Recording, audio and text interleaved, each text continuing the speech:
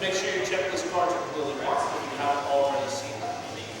If you look up the projector, you'll see that the clock is running at the bottom right-hand corner, and that's how much time you have for deck construction. Again, sleeves are on sale right now for $5. If you do want snacks, they're up at the front window, right over here, or drinks. Outside food or drink is 100% allowed, just so you're aware. Just make sure that when you're putting it on the table, if you leave compensation, you wipe it off. We do not want anyone else's cards to be destroyed, and we have cameras everywhere, so we will know who destroys the cards that leave the compensation, and you will be responsible for them, just so you're aware.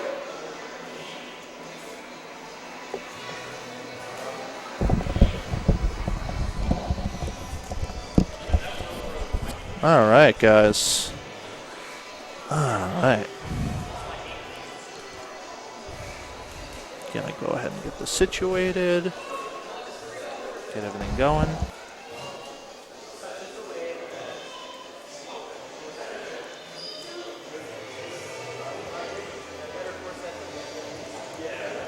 I'm gonna test to see if anybody can hear me.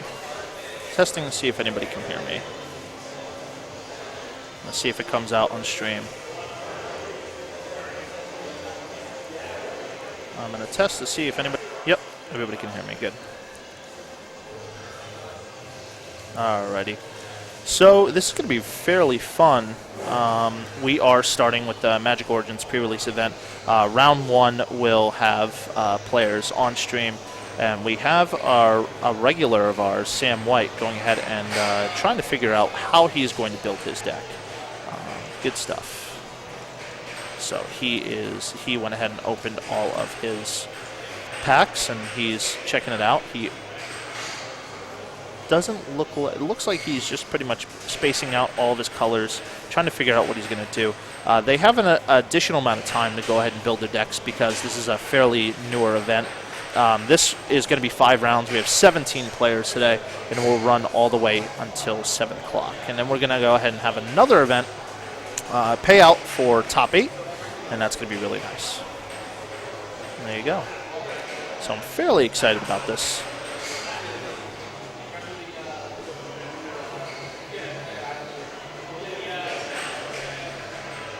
And it looks like Sam has a pretty interesting strategy. I basically use somewhat of the same strategy.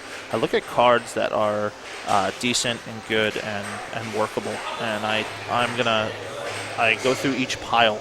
I double check to see what's worthwhile and what's not, and then I maximize the colors that I'm going to play to figure it out.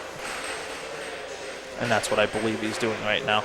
He's going through each color. He's going to go ahead and see what cards he's going to play in whatever deck he's going to make, and then he's going to decide on those colors. So it should be good.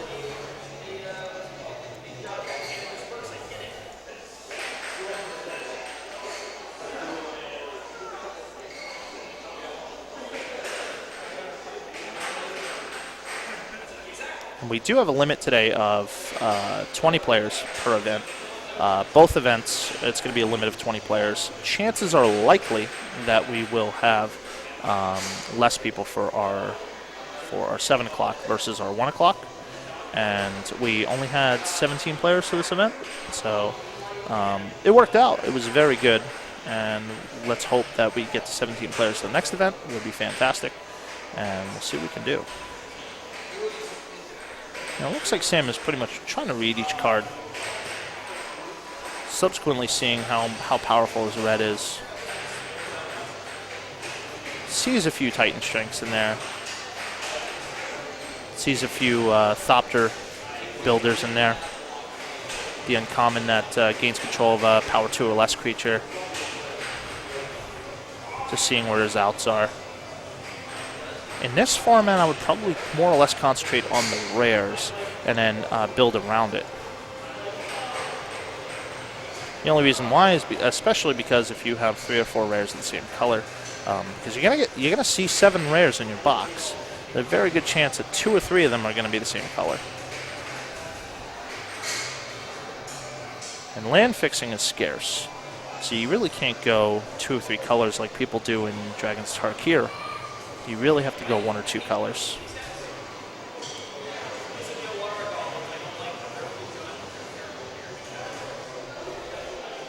Looking through his white weenie pile, see some fairly interesting cards.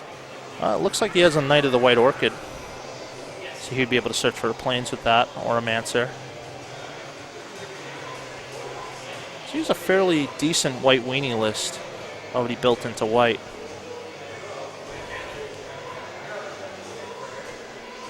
Looking through his green, he has a few pump spells. Titan, the +4/+4 pump spell. The 1 green, give +1/+1 for each other creature you control. Decent pump. A gold card.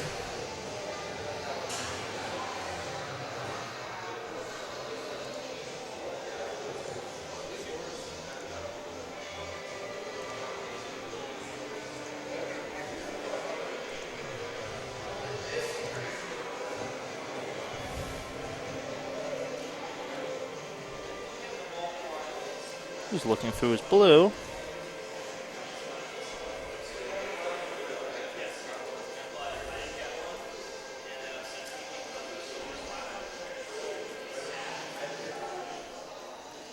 So he has a fairly decent amount of blue creatures. Turn the Frog,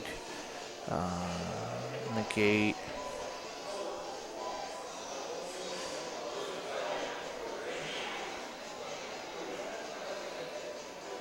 And some flyers to boot.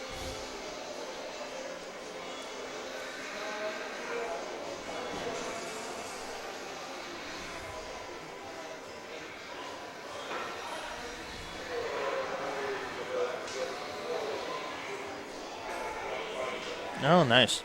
So that enchantment is a pretty decent bomb. The enchantment that's there face down. If he pays 3, it's an enchantment that says whenever he draws a card, his opponent mills the top 2 cards of his library, and if they share a color, you repeat. Mill is extremely powerful in limited. So if he gets 2 or 3, even 2 of those enchantments, he can just bomb out. White-blue deck would actually be pretty good for Sam because he can play Auramancer and he can play other spells. I think that's what he's thinking about. He's thinking, how can I make the white possible into the splash of blue? He does have the blue rare that's double blue and X to bounce X permanents that convert mana cost back to their hands. So he does have a reset button. He has a few ways to deal with things. He also picked up the white creature that does Phyrexian, the Nightmare creature to everyone that hits you. So if his opponent does an Alpha Strike, he can flash in the end of turn and remove all of his creatures from the game until he leaves play. And it's extremely powerful. It's a great limited bomb. So it looks like Sam is going to take that route. He is looking at he looked at all of his rares, saw that most of his rares are blue and white, and it looks like he's going to go right into there and get into the fray.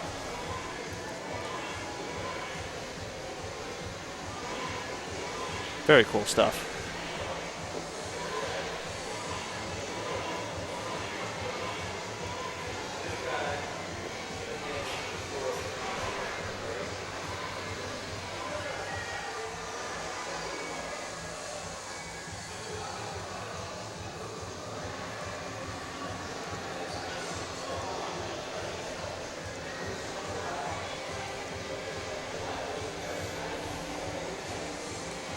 Now it looks like Sam is looking at his red just to make sure that is the way he wants to go. He's seeing all of his red bombs.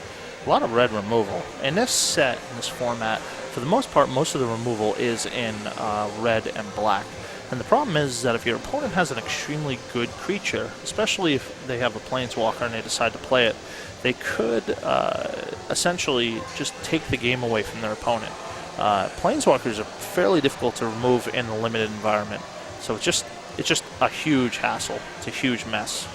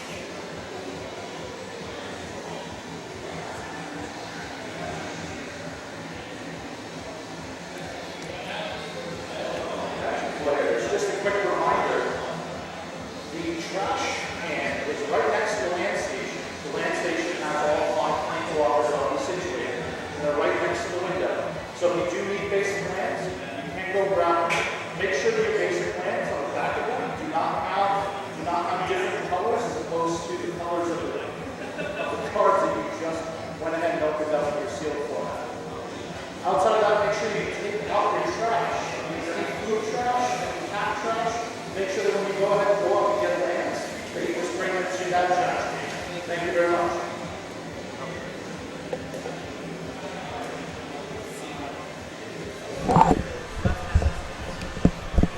All right.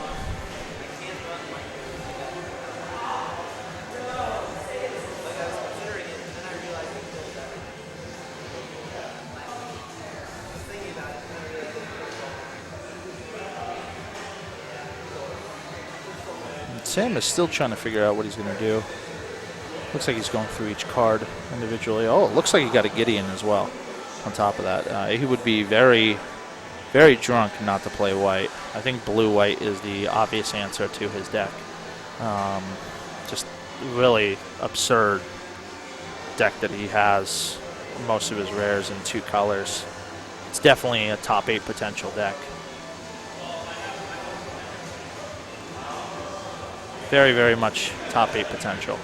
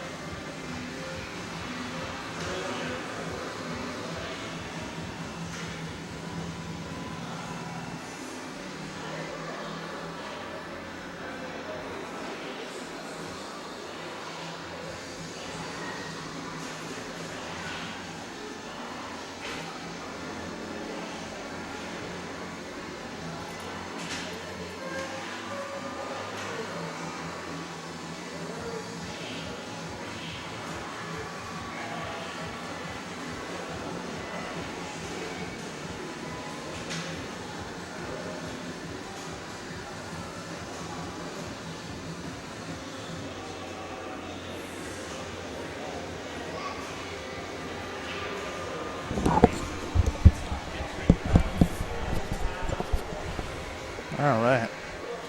I keep going back and forth, just taking a look at what everybody's doing.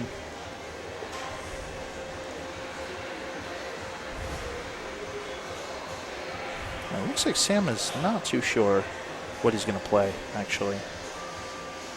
Does have a lot of blue rares, a couple mythics, a couple really solid blue cards.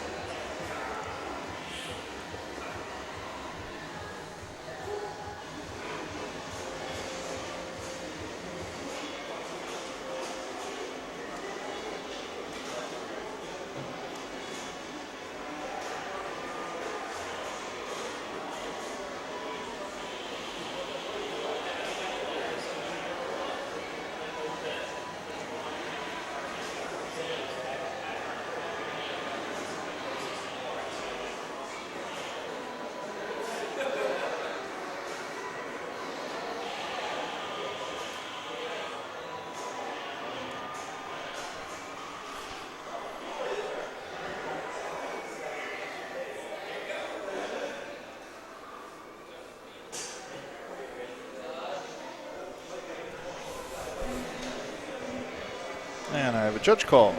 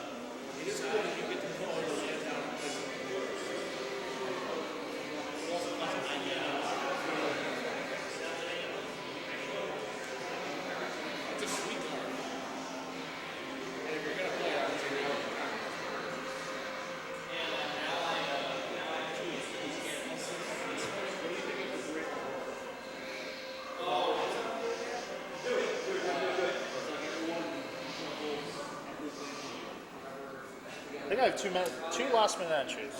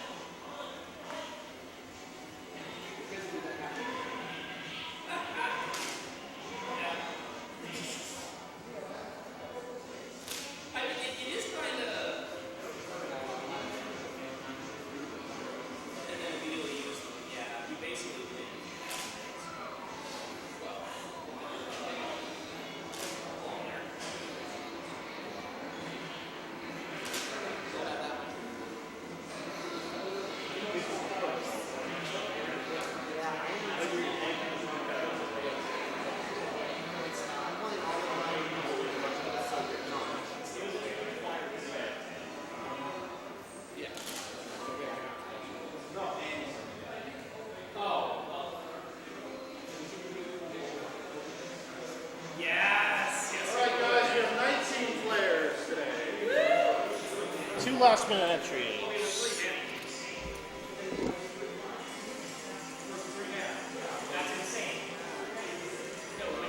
Do you have a DCI client? No, I don't think so. Okay. Have you ever played the Magic event before? Once. Okay. I'll give you one. I'll give you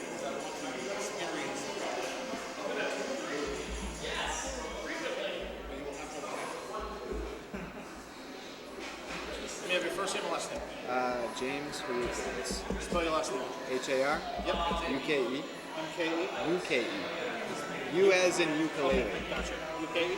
W-I-C-Z. Sorry, I'm hard to Yeah, it's no problem. There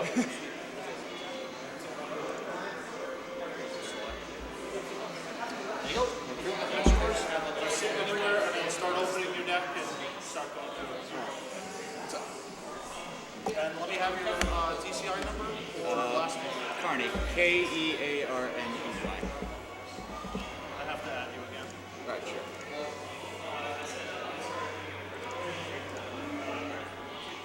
K-E-A-R-N-E-Y? Yeah. First name. Dan.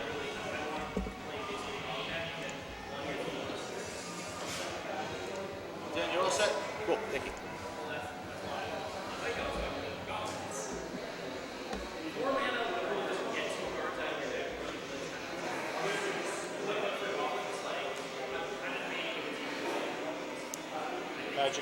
Magic players, you have 16 minutes left for deck construction. 16.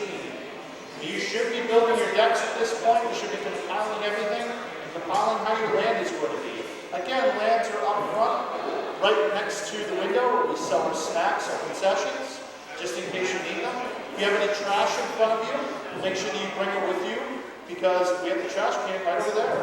So when you go ahead and get your lands, make sure the lands on the back of them are the same color as the lands, as the cards that you're using if you're not using sleeves.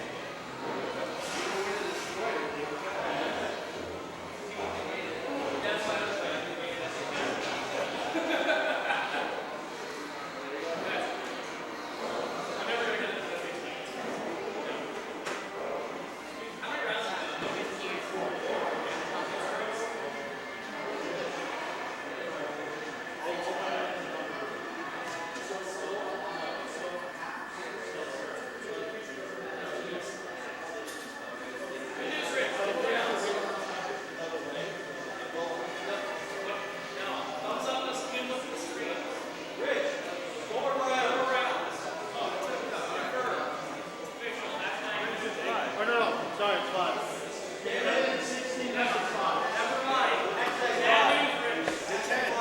Yeah.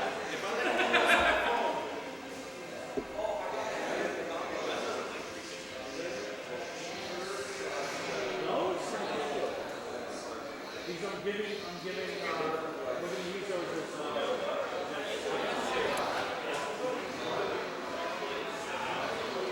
not that reckless, right?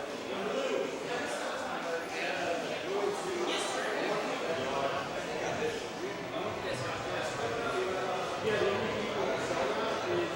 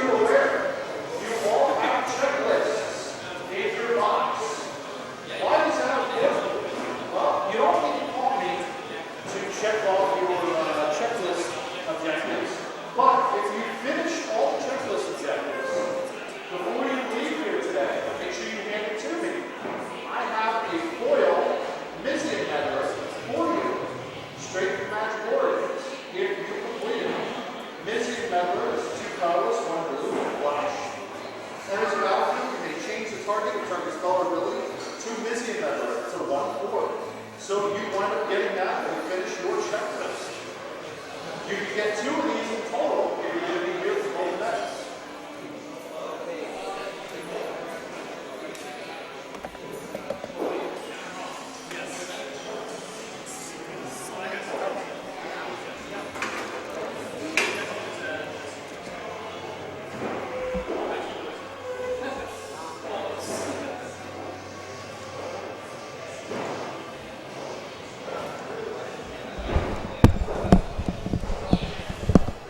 It's a little crazy right now. So they have almost 8 minutes remaining right now. They're trying to build their decks, and then we're going to have pairings. It's going to be fun.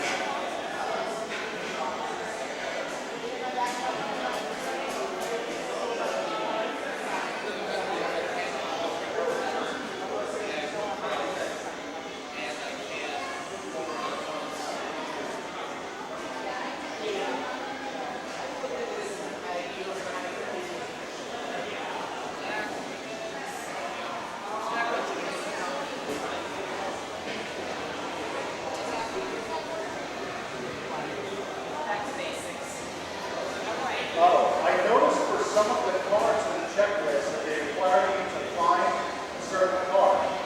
I will say that somebody here opened the black one, so as long as you've seen it, if he shows it to you, you can check it off.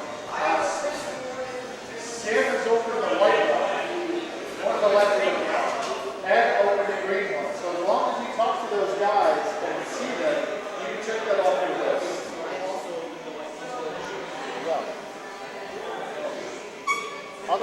Otherwise, this is your 2-minute warning. You have 2 minutes and 20 seconds until everyone is paired up. If you did not get your lands and get yourself situated, I recommend you head over there right now.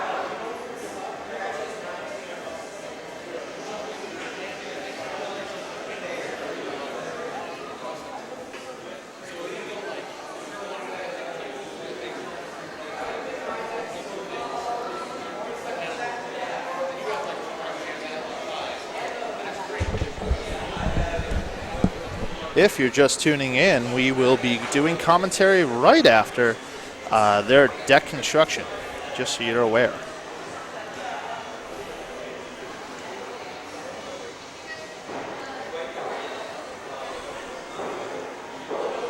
And then I will probably have a ridiculous amount of judge calls, at least for the first round.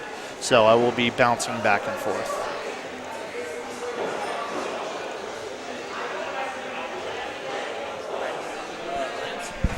Lands are right where the banner is, right there.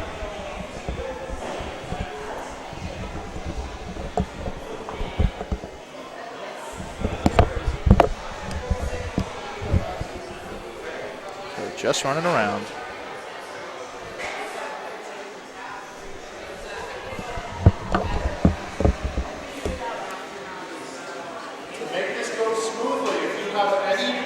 Wrappers that are in front of you, please throw them away in the trash.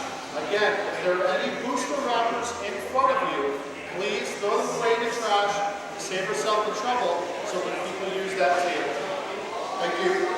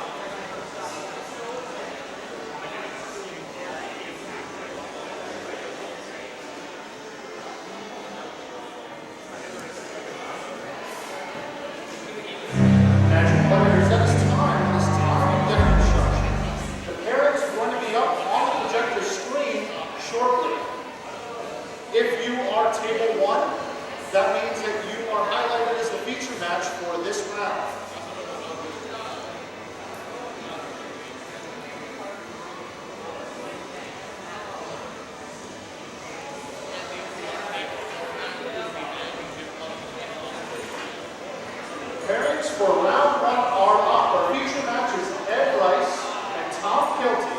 Please make your way to the feature match table.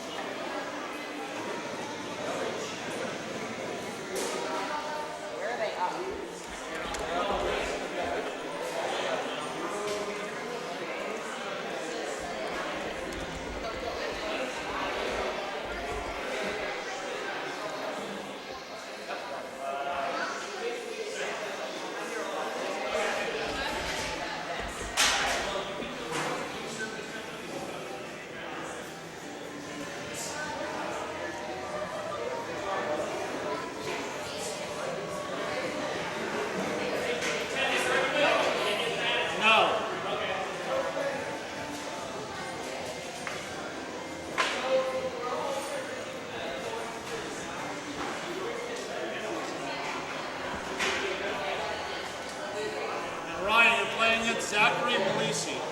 You're playing against Zach Malisi. Okay.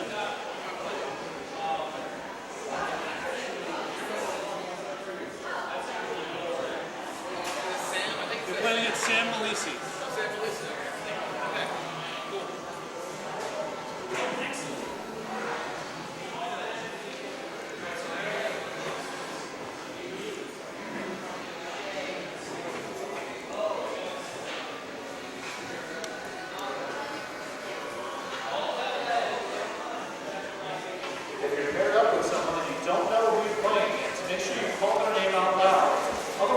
sit anywhere at any of the black tables to go ahead and play your game.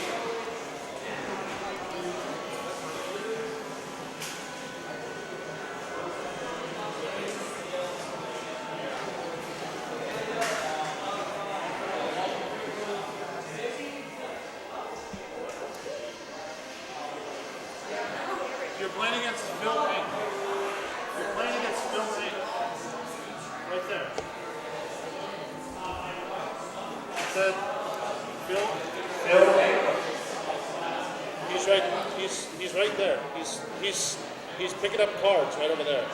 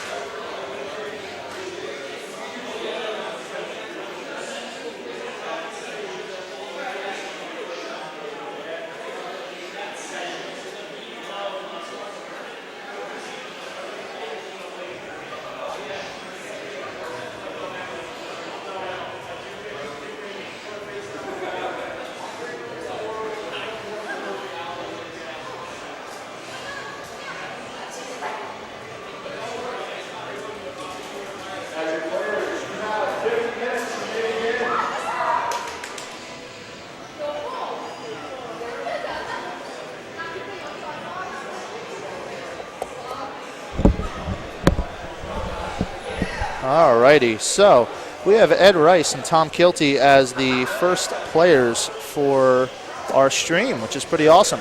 Not exactly entirely sure what colors they are playing. I didn't ask mainly because I didn't want to write it down. We do have a projector that projects the stream that's going on so everybody can see, including them if they wanted to. So, yeah, that's easy stuff. Outside of that, my name is Ted Holton. I am your level 1 judge. I'm also go by the Tedster online, twitch.tv/the Tedster if you do want to follow. Good stuff. So I'm pretty excited about Magic Origins. There are a few cards that have been released that are fantastic. A few cards that are very, very casual playable, and a lot of cards that are competitive playable. I think most of the Planeswalkers, about maybe red, may not be playable currently right now. I think after rotation they'll definitely be playable. There's no question. I think Big Red's going to turn into a thing instead of the red weenie decks that we have. I think that's what Wizards is trying to curve into. Good stuff. So they're rolling to see who goes first. Ed roll with 13, and looks like Tom is going to be going first. Chances are likely.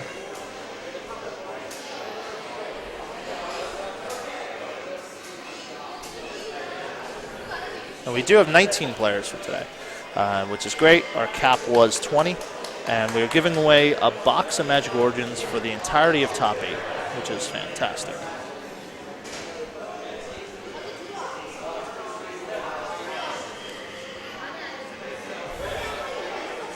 Just waiting for this match to get underway. The playmats that you see that are being used right now, one is the strictly, it's what I like to call the strictly mono red playmat. It is most of the playable red cards that exist in red. The playmat was made before Magic Origins came out and before before the entire Dragon set came out. But I think it's a really cool playmat. The other playmat has been made by RK Post. That is the playmat that was Atlantic City in New Jersey. RK Post drew on top of it to go ahead and mimic League of Legends. It's supposed to be Annie sitting up top with the sword, and then Tibbers and minions all around. So it's pretty neat stuff.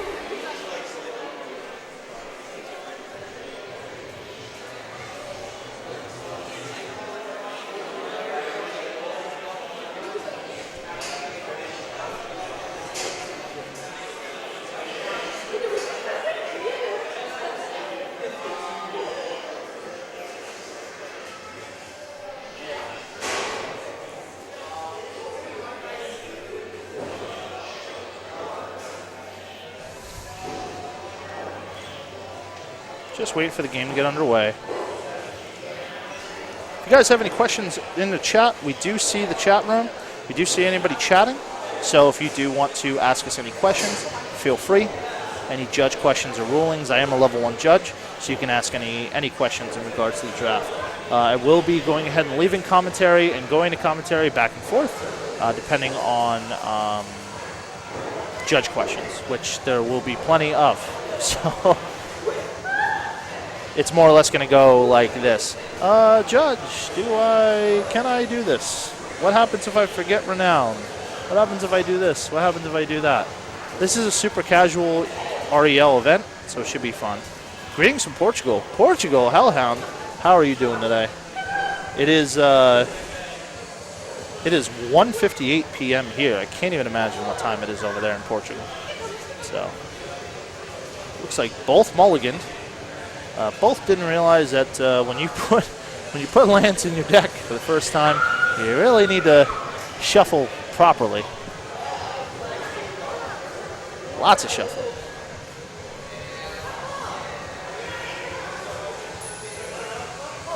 It's good stuff.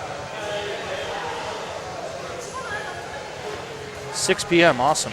Well, if you do stick around for the entirety of the draft, rather the sealed event, we will be doing sealed all the way up until 7, 8, 9, 10, 11, 12, probably 12:30 or 1 o'clock in the morning. So if it's 6 p.m. there, if you're watching for the entire time, you'll be watching until 4 a.m. So it's going to be it's going to be a long one for you. We'll put it that way.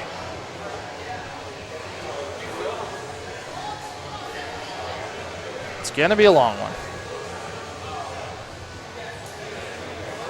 Nice, Angsgarian. Greetings from Germany. Man, you guys are far away. How did you hear about us? I'm assuming you guys saw our Reddit post, and that's how you heard about us.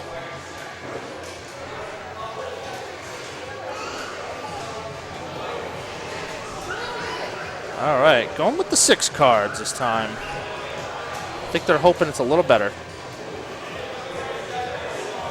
That baby in the background is Paige. She's being a little bit of a goofball.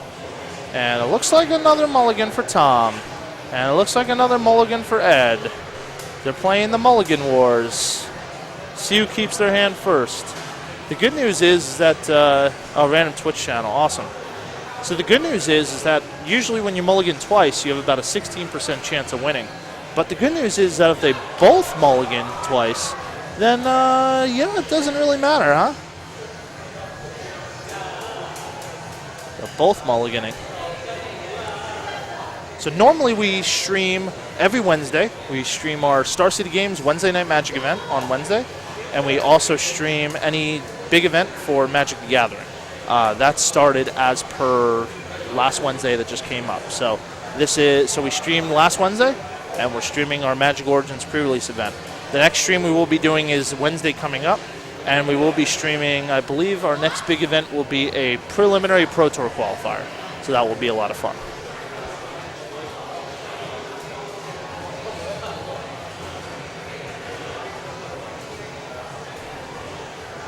Awesome, random Twitch channel. That's good. I will say we're probably one of the only people who are streaming Magic Origins as far as pre-release is concerned. Nice. At least Tom figured it out. Will be my first tomorrow. Yeah, it's going to be, believe me, it's Magic Origins is a lot of fun. Oh, thank God. Ed and Tom are keeping both their five card hands. Tom starts it off with the Plains, Ed with a Forest. They both pass the turn. Tom is going with a Force, so white-green. Tapping both for a dude. I'm sorry that it's not too clear. Everybody's super specific as to what the cards do.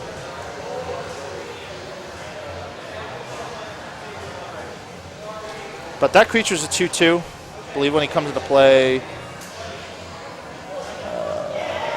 Yeah, I can't find out. Well, I know a Leaf Gilder does on Ed Rice's side. Produces a green, it's a 2/1. He's going to attack, going to block, and it looks like Tom has a combat trick to go ahead and prevent his creature from dying. Ed loses his creature. That's a little risky. I would have rather had 4 mana on turn 3 just so I can power out a dude, but maybe Ed doesn't have a 4 mana creature to go ahead and do that. Plays another creature and passes the turn.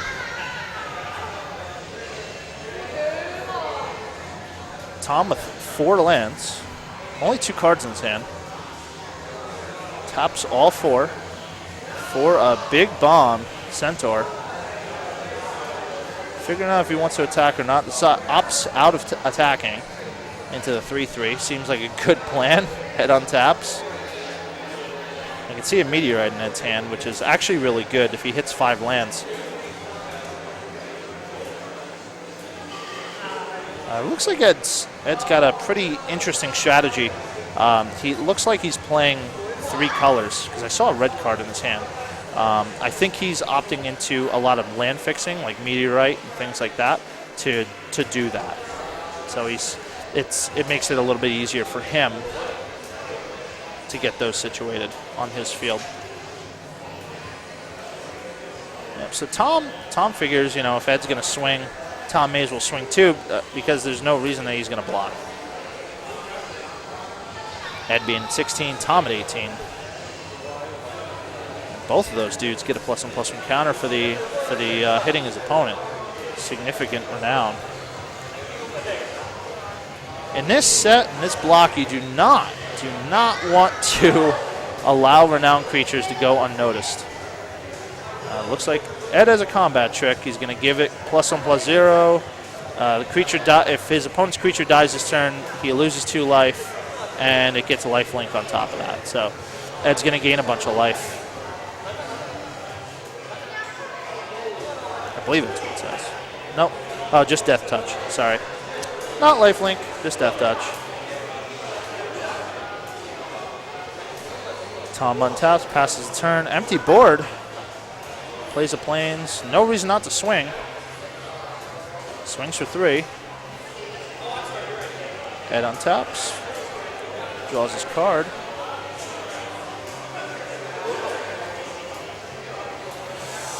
Got an elf. That's a 1/1. When it swings, each opponent loses 1 life. But it looks like Ed is on the ropes. Looks like he's a bit land screwed. I think blocking with that Elf Gilder at the beginning really hurt him. He would have had 4 lands right now. No reason why he should have played it. Ooh, so he is going to do a neat little combat trick.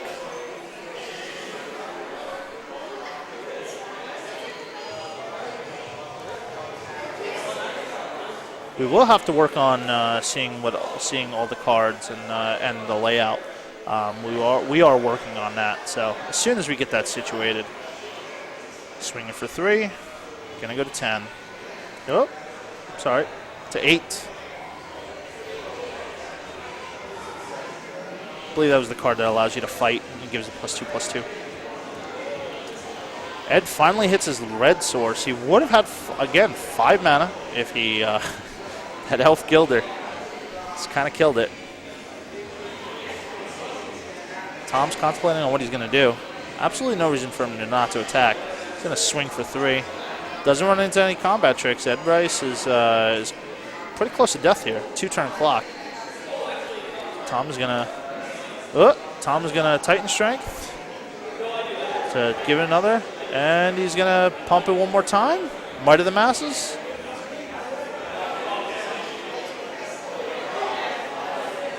Only counts for 1 creature. Talking, and that's it. They go to the next game. So the question that they were looking at is that I guess they thought that it was giant growth, but it's not. It gives +4/+4. It doesn't give +3/+3. So that wind up being just enough damage to go ahead and kill. So they're going to move on to the next game.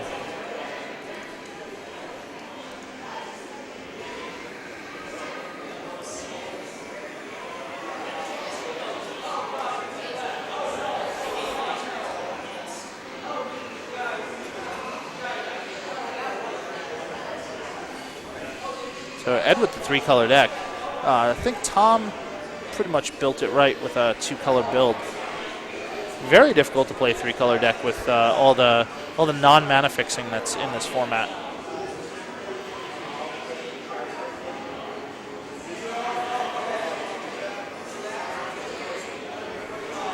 They both also double mulligan to 5, so that obviously affected the match.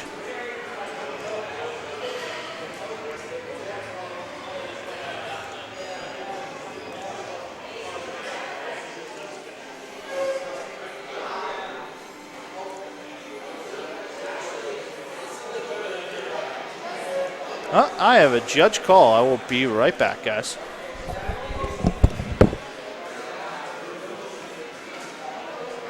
What's going on?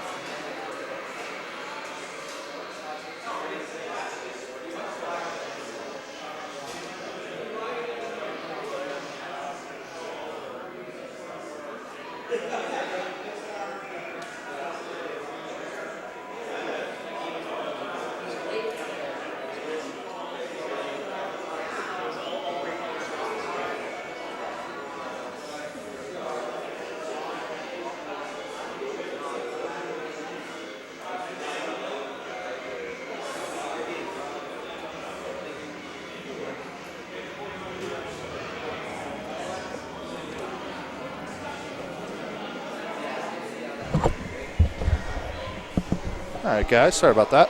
We had a question about Gilt Leaf Winnower. So,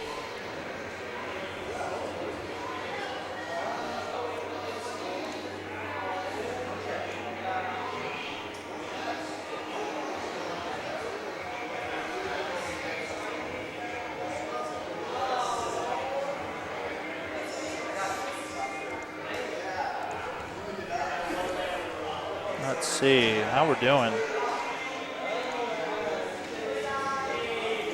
Looks like they're taking a look, seeing what they're going to keep. And it looks like they kept Evolving Wilds. You know, that's great for Ed, actually. And,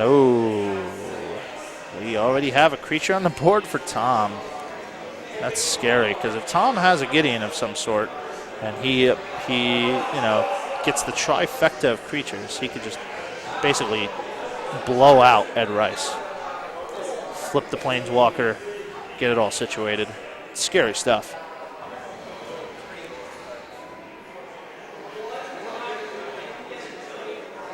So Ed's going to find a mountain. And hopefully that helps him in the long game. It looks like Ed Rice got land screwed last game and just didn't draw enough lands to go ahead and get himself situated. Again, guys, I do answer any questions in the chat. I do see the chat, so if you do want to say hello, if you want to go ahead and chat at all, don't hesitate. I will see it.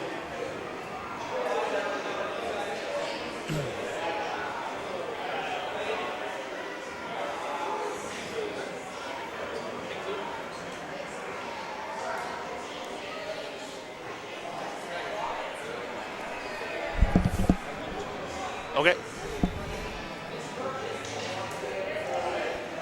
And looks like Leaf Gilder. Let's hope it doesn't get into the same fate as before.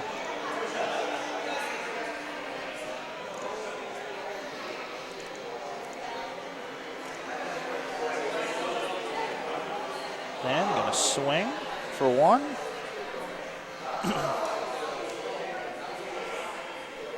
Ed can blow it out here. I mean, if he has 4 lands on turn 3, that's pretty scary for any deck to just go off. And it's going to play an Elvish Visionary, going to draw a card when it comes into play. And he draws his card. Easy stuff. Clean Magic.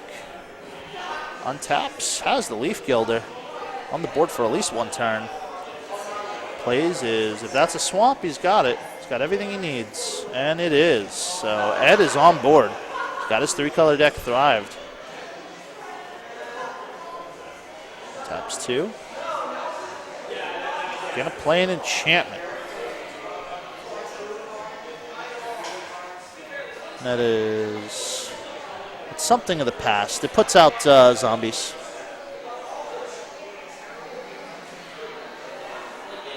It's good stuff. It's a very decent enchantment. It's great when you have a lot of mana. Tom plays land. Looks like Tom is a little outclassed this game as far as power on the field right now. He doesn't see any reason not to swing with Elvish Visionary for at least 1.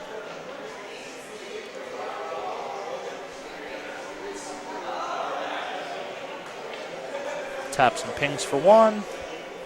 Plays his creature. It's a 2/2.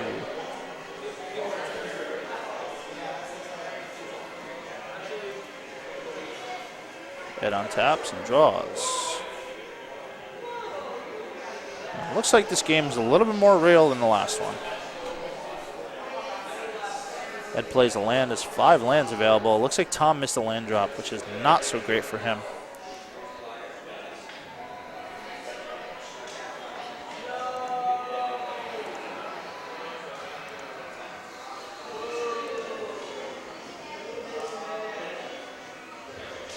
Ed taps 3. And there is a horn. Attacking creatures get +1/+0. So he's going to swing. It's a 3/1.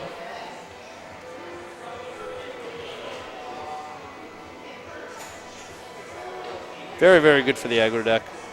Allows him to just keep swinging. Taps a swamp, and there is the elf. That's a 1/1. When it attacks, his opponent loses 1 life. But it will be a 2/1 due to the horn. I think Ed has no reason why he would not go ahead and just swing every turn, if that's the case. And Tom's doing it again. He's going to go ahead and force those creatures to fight one another.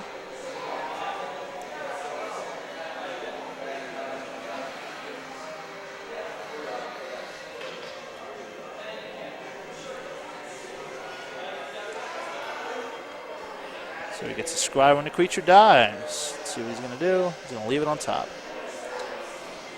And he's swinging. Vigilance. And take 4 and then another 1. But it's 12. Ed's a little bit on the ropes right now, but there's plenty of bombs that are in his deck that can do really, really well for him. Ed plays a land. Ooh, man, he's got 6 mana available. He can pretty much play anything I can think of in his deck.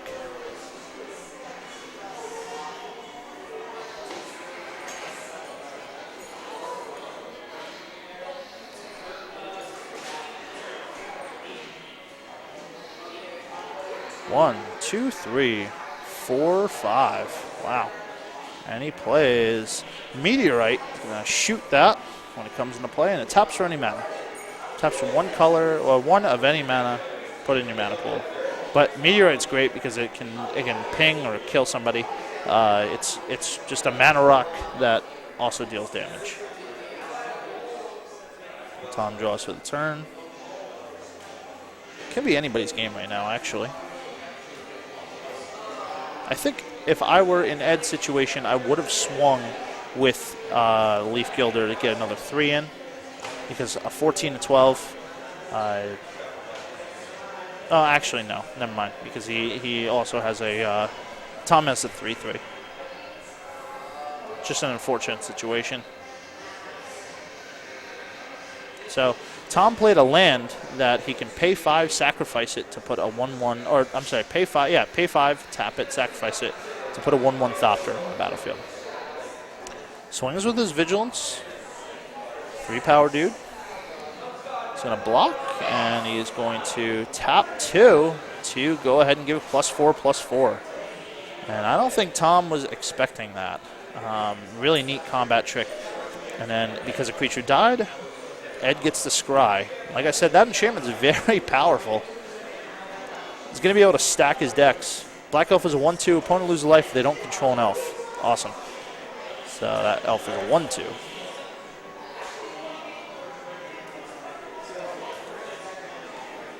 There's the Tactician.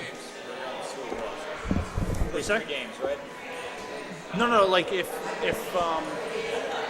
you play, it's best 2 out of 3. But if 2 people, if one person won 2 games, then that's over. But you keep playing. It's Swiss, so you're not out of the tournament. Yeah. Sorry about that.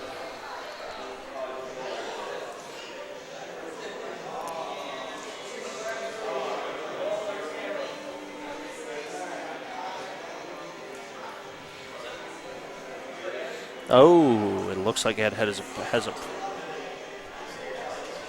how I did. That is a pretty serious bomb. That is our red planeswalker friend Chandra's parents that had went ahead and played, and he's going to go ahead and get some Thopter tokens.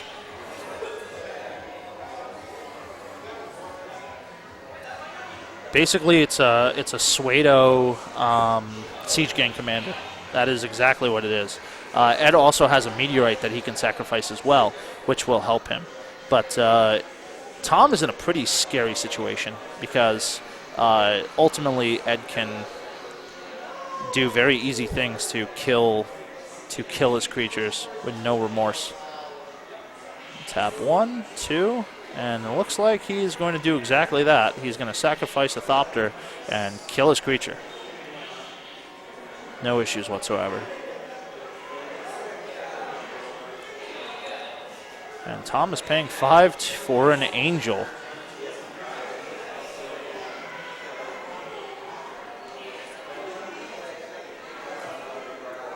That Angel flies. And I don't think it has Renown. I don't think that's the rare Angel. I think that's just a regular Angel. Oh no, that is the rare Angel. Creatures can't attack you or planeswalkers you control unless they pay 1 more. Creatures can't block you or planeswalker can't block you unless they pay 1 more. And it flies. It's a 5/4. Miss Scry. It is a casual Oriel event, so even if they miss their Scry trigger, it's a helpful trigger. So even if he misses it, he misses it. The game is not stopped. It's in a competitive REL situation. The game would be stopped if he missed a Scry trigger, just to give a warning of some kind. But I will let Ed know at the end of the event how much of a goofball he is being in regards to Scry triggers. But it's really cool to see chat go ahead and see that he misses Scry triggers. That's always fun. Nice job, Ed.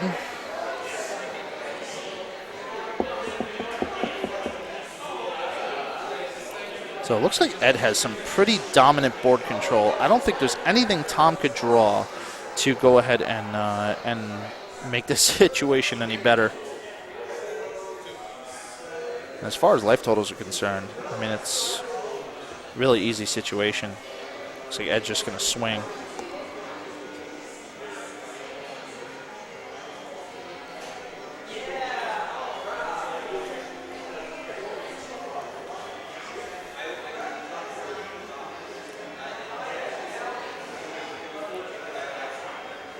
What? Didn't forget the horn, which is good. And there's another creature. Man, Ed just packing the pounds on his side of the board.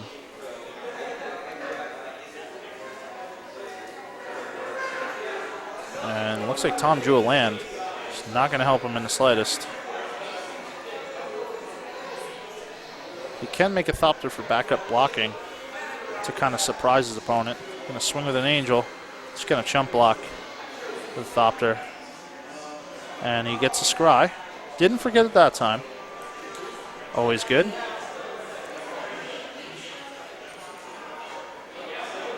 So it's a 50-minute round. So to give you an example as to what happens, who loses if the time would end. So if, let's say at the end of the timer, only one person won a game and there was no losses, the game would end, or the match would end at a win for the person who won. So Tom already won a game. If it would go to time at this point and that match would not end after 5 subsequent turns, then Tom would win 1-0-1, which is a win, no losses, and a draw. Because nobody wins the game if it goes to time and after rounds. On the flip side, if Tom won and Ed won a game, and then it went to time to round 3, or game 3, and it went to time on game 3 and nobody won that game, then it would be a 1-1-1 draw. And then that would be it. And then they would both get 1 point in DCI Event Reporter. And that's how it works. Great question, though.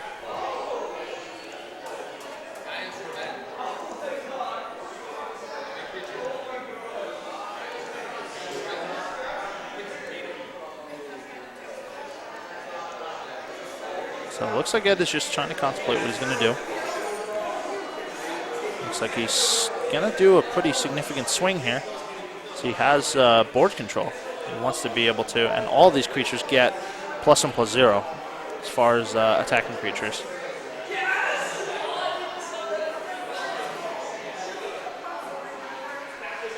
So he's going to chump block 3/1. He's going to block the biggest creature. And it looks like Ed is going to give +4/+4 to all of those creatures. That creature. So it's going to force Hydra to go up.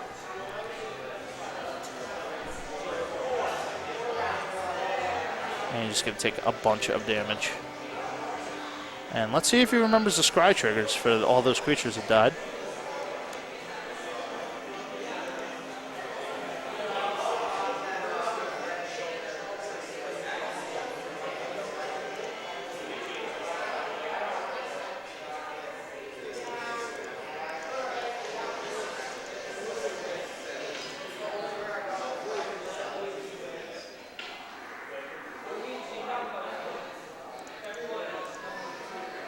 And I don't think he remembered any of the scry triggers.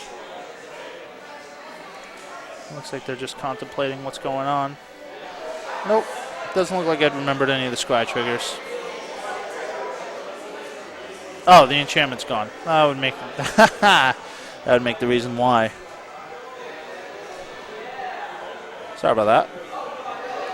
I'm like, oh man, you missed all the scry triggers, and the enchantment's not even in play anymore. So Ted just being a goofball. So Ed has the Hydra that is busted in Limited, by the way. Anytime any player plays a spell, it gets a +1/+1 counter. So it's currently a 4/4, and it's just gonna. Or no, I'm sorry, it's either a 5/5 or a 6/6. And every time any player plays a spell, it's just insanity. Just almost impossible to deal with. It looks like there's some chump blocking going on at this point. And it looks like Ed is planning on playing another spell. He's going to give it +2/+1. +3/+1. He's going to scry, and it gets another +1/+1 counter. And that's it. Yeah. It gives a creature trample as well. And that would have trampled over for a game. So right now, Ed and Tom are 1-1. They're going to keep going. If you're just joining the stream for the first time, welcome. My name is Ted, or the Tedster. I'm a level 1 judge in the Massachusetts area. This is the Game Underground Massachusetts stream for Magic Origins pre-release event. We do stream Magic events every Wednesday and every big event that we have. Wednesdays we have specifically draft, so it's a lot of fun to go ahead and do that. And yeah.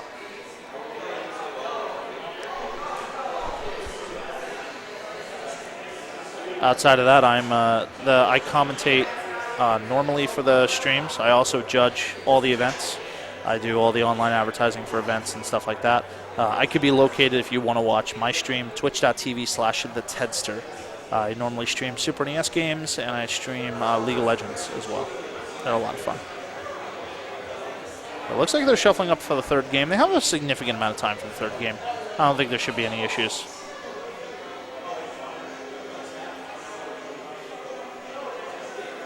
We will do a 15-minute warning to everybody once we get to that point. The neat part, if you, I know you're not here in our arena, but if you were in our arena with all 19 players who are here today, they could actually see what's going on the projector screen. So while everybody waits to go ahead and get to their next game, they can see what's going on instead of crowding the people who are playing, and they can see what's going on the projector screen, which is pretty neat.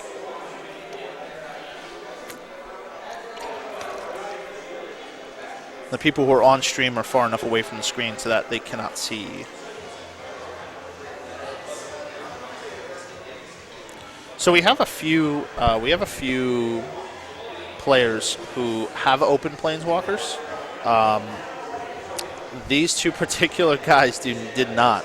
But I will say that if Ed opens the Nuts Hydra again and gets enough +1/+1 counters on him, I don't think Tom has anything outside of a pacifism effect that's going to be able to stop that Hydra.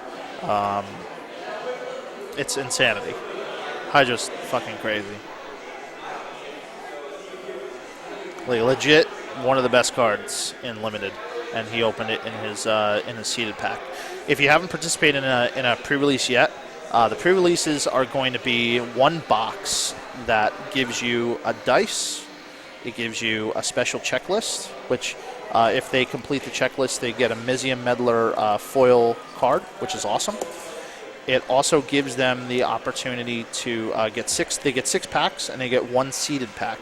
Seeded pack has 7 cards in it, and they're all pertaining to that color. So they can actually, this is the first set in existence that the pre-release card not only can be played in the deck, but you also have the ability to get a planeswalker automatically. Matt 120.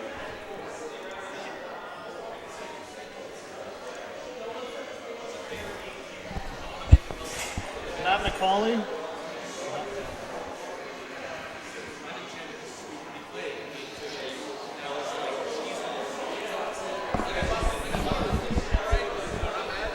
All the planeswalkers right now are a significant amount of money, anywhere from $20 and up. If you get a foil, like pre-release planeswalker, that's like, oh my god, $50 or $60 card. It's probably going to stay that way because it has a pre-release stamp on it. To a collector, that's insanity.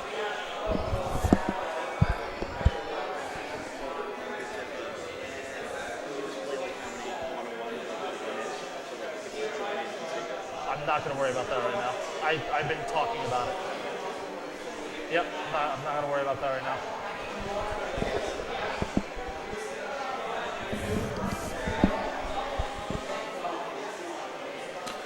now. You don't get a guaranteed mythic.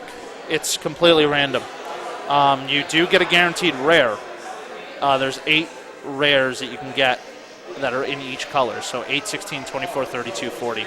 So there's 40 total different pre-release cards. So if you pick a box, you're going to wind up getting. There's a 1 out of 8 chance. And I have a rules question. I'll be right back. Just raise your hand for 1 second.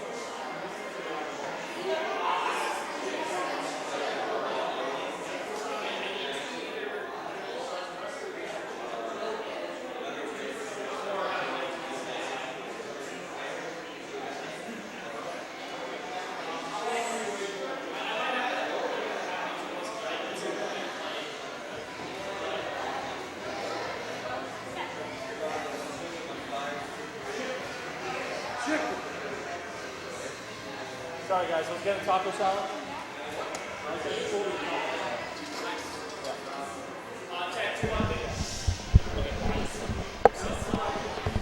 All right. Missed 2 counters on the Hydra. Man, you guys are rough. I don't know if you guys see the Gideon right now, but yeah, Tom Kilty went ahead and drafted a Gideon. And it looks like he's probably going to be able to flip it. Oh, here it comes, the pain train.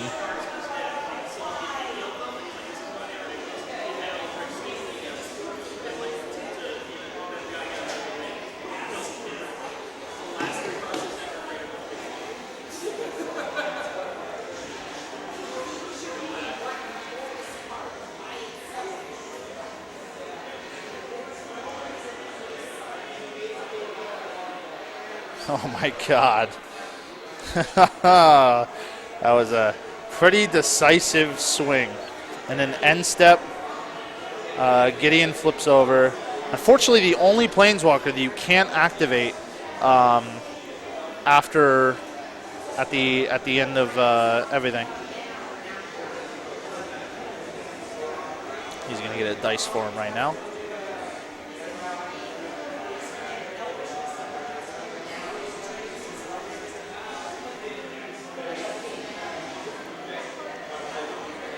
Ed may just swing into the Gideon.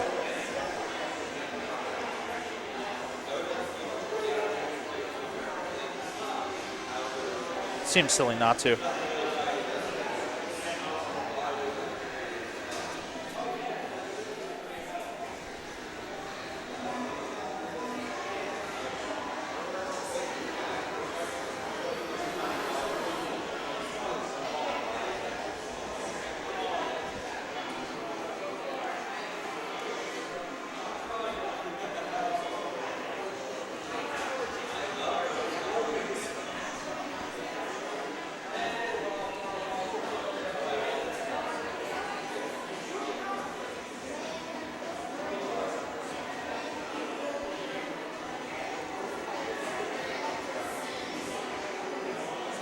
Oh, end of combat.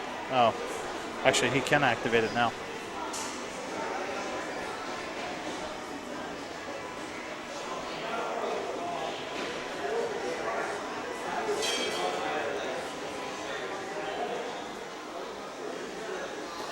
And I think that's what Tom was trying to figure out, what he was going to do. It looks like he's going to tap. He finally get that +1/+1 counter. Drew a card from Visionary.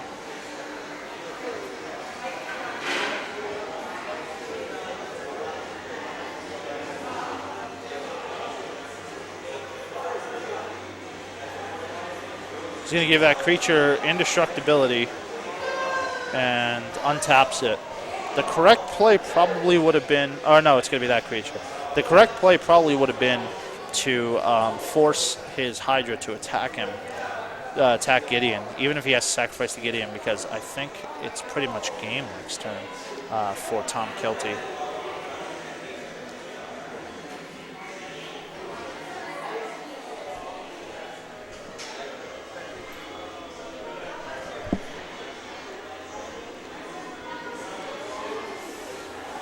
Ooh, Ed finally finds his swamp.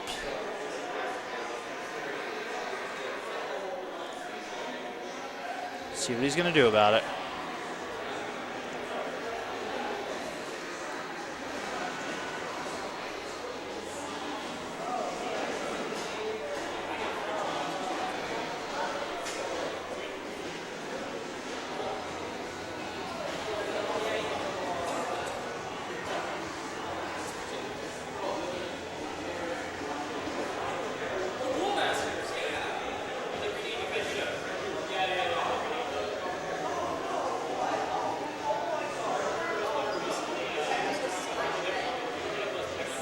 Swamp, 3 mountains, and a forest. That's 5.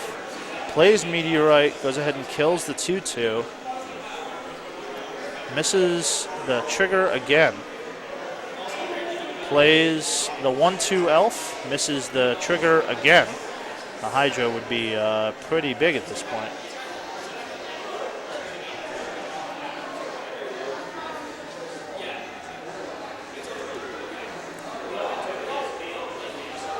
looks like they're gonna. Okay.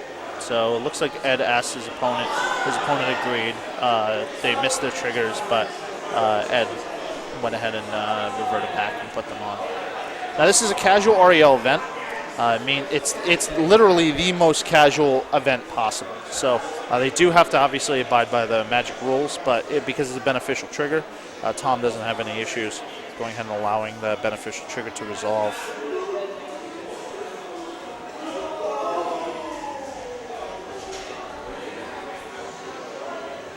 Tom pluses.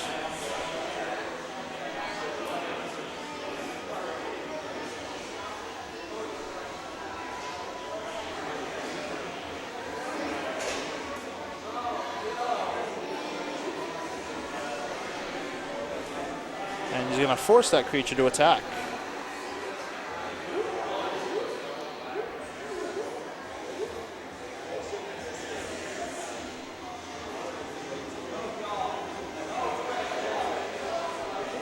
Ed untaps.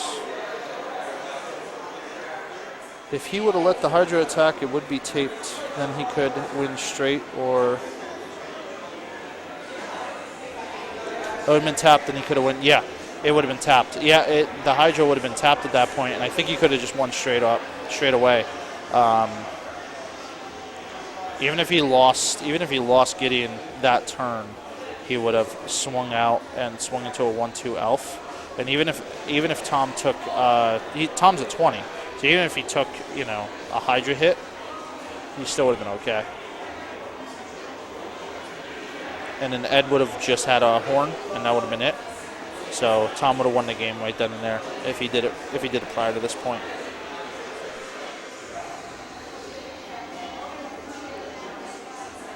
Yep, last minute. So I have a microphone. We will be making announcements for the for time in the round. You guys will probably hear that through the mic. So good stuff. I'll be right back.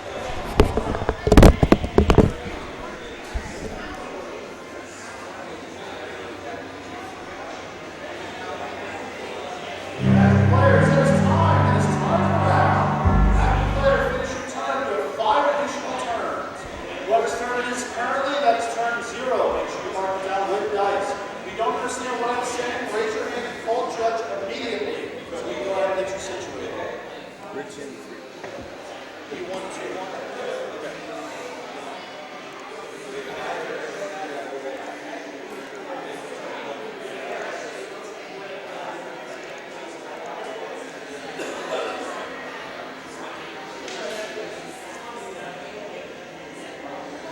Nick and James. 1. Left to report. 2-1. Yep. Okay. Make sure you report. My area.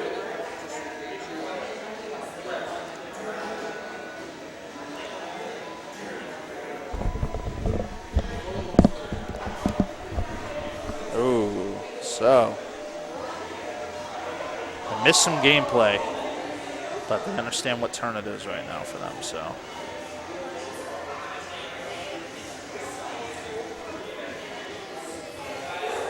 people on stream did receive a 1-minute time extension,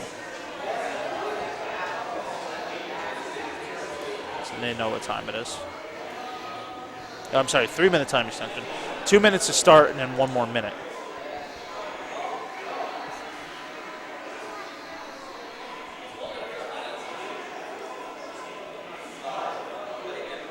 And that's the shake of the hand. Looks like Tom won it, 2-1. There you go. Yeah, this is going to be a magic-packed day today. Tom, 2-1. So we're waiting on Nini Beth and Phil. All right, guys, I'm going to put you guys down. And we will we'll get situated with the next round shortly.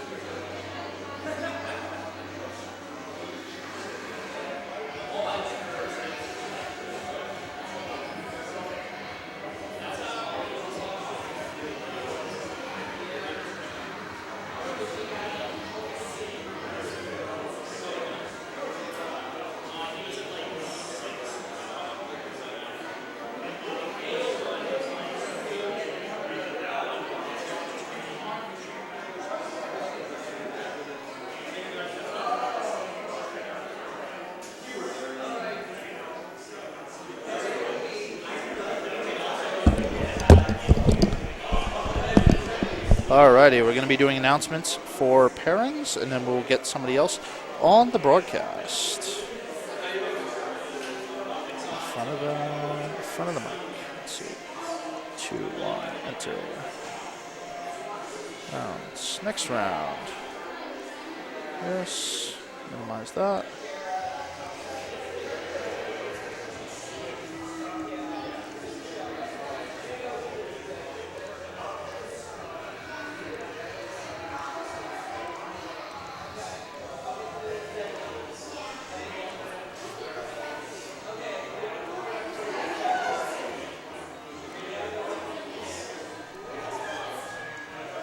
Alrighty. I'll be right back. Attention players, pairings for round 2 have been posted. Bill, Eck, and Owen Harsh, you are our feature match for round 2. Head over to the feature match table.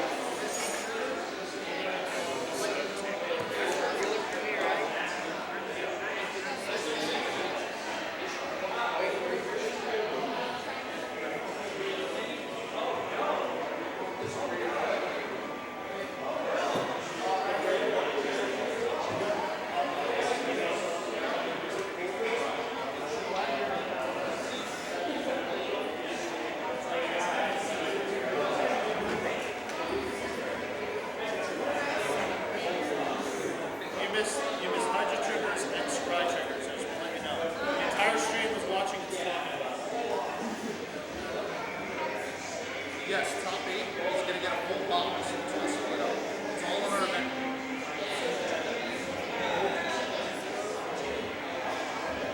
And we'll get it up eventually.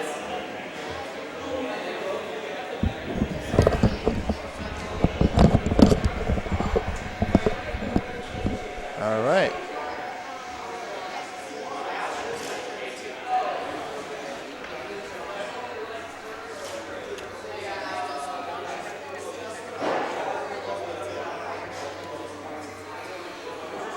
Yeah, I can understand that, Sastifer. We're working on it.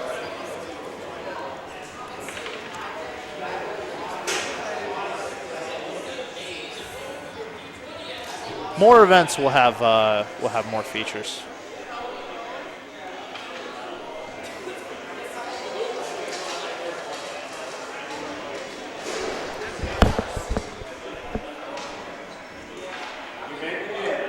Timer has started.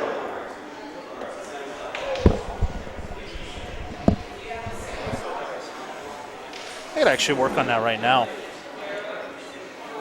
as we go through this.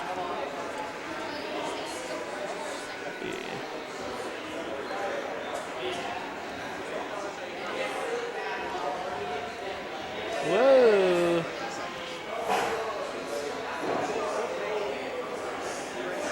Is that the smallest? Oh, no, that's not the smallest. There we go. Go.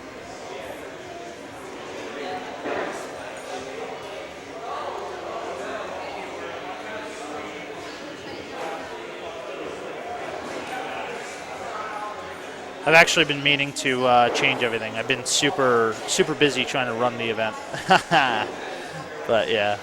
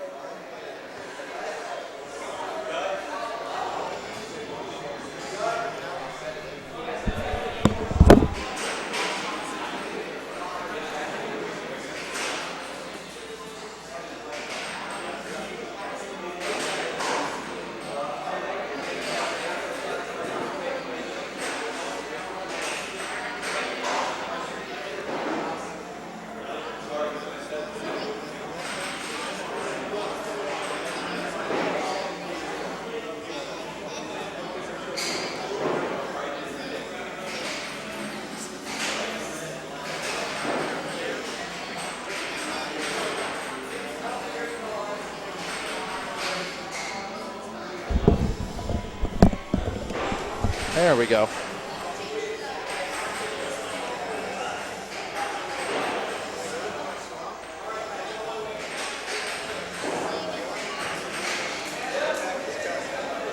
So there was a judge call in regards to a red card that removes a creature from the game, it removes the top card of your library from the game and exiles it until in turn you can play it. The question is that can you still play it if it's a land, if you've already played a land this turn? The answer is unfortunately no, so he did lose a land. So that's unfortunate.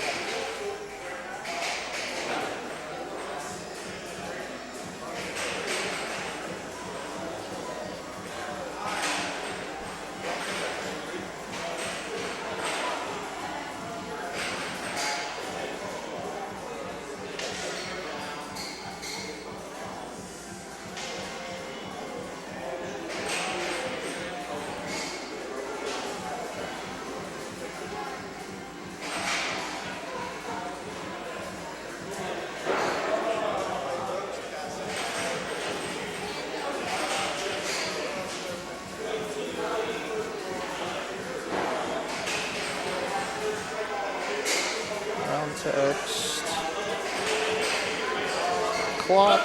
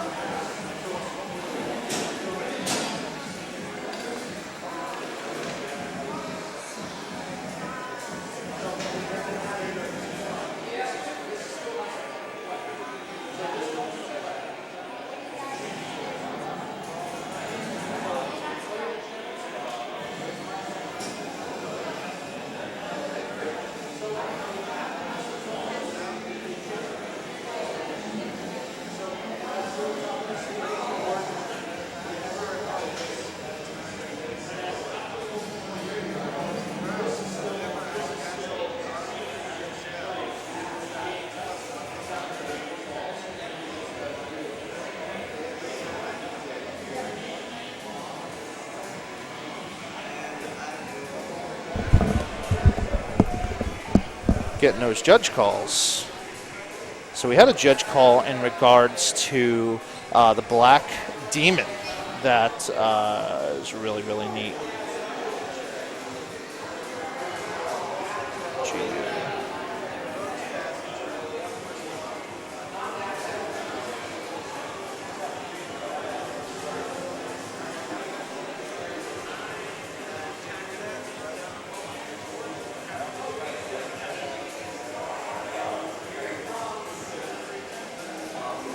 Match Gordon's pre-release event. Where's my timer? My clock. I'll move it up.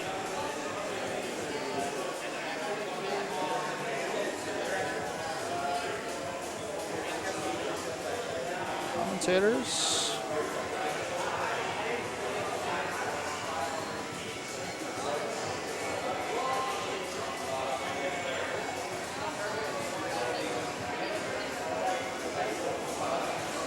I'm just going to put that down there, actually.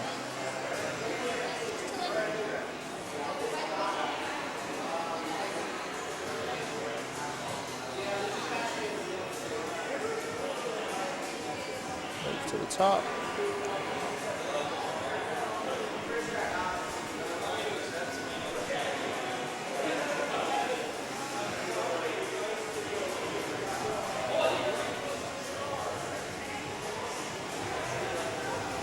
I thought I moved this to the top. Order, move up.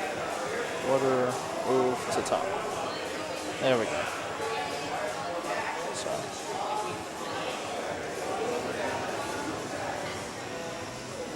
Commentators.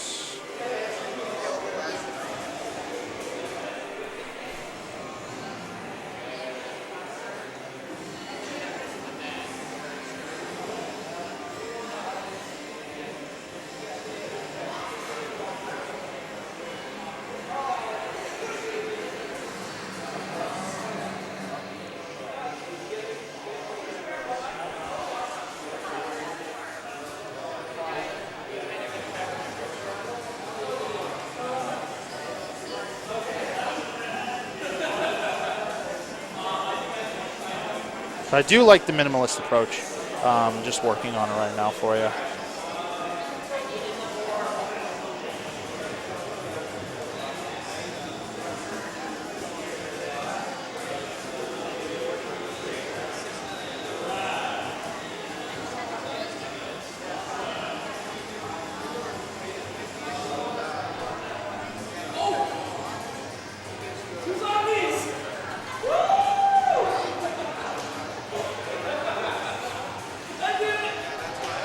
People excited about zombies.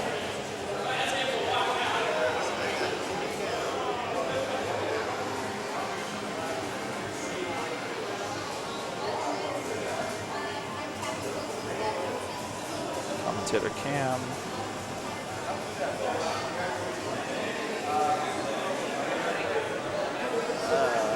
It's pretty much as far as I can go. Players.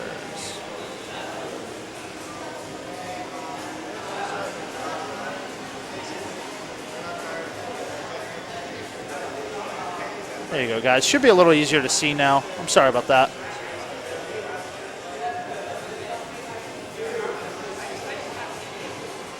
Text. Cool. Should be able to see what's going on now.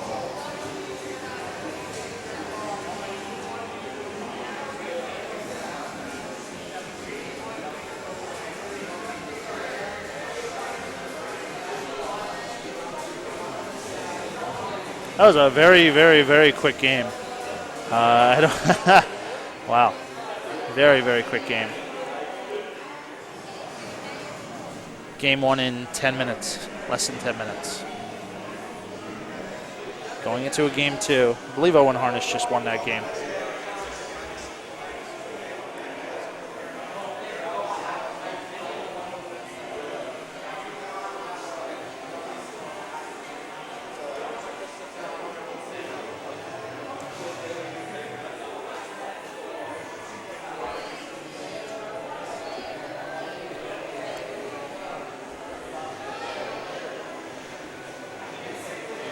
Very, very silly. I didn't even see what colors they were playing. I was so busy dealing with this. But there doesn't seem to be any more judge calls right now, so that's good. And I have a taco salad coming, so I'm pretty excited. Taco salad. No more judge calls to this round, hopefully. Nice stuff.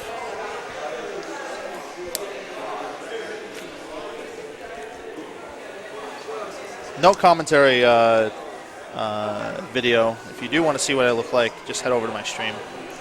I stream with video all the time, so it's not a problem. Both of those playmats are mine, by the way. I own both of those, so. I made the red one automatically. Like I actually made it, which is really neat. And the RK Post playmat, red blue versus white green. Gotcha. And the RK Post playmat, the one on the left, RK Post actually drew the Atlantic City, New Jersey playmat, and then he drew over the Atlantic City playmat. So it's really, really neat. It was an idea that I had. It depicts League of Legends. Annie is supposed to be the person in the red, and then it's supposed to be Tibbers and 3 minions on that playmat. In case you were curious or didn't know what was going on.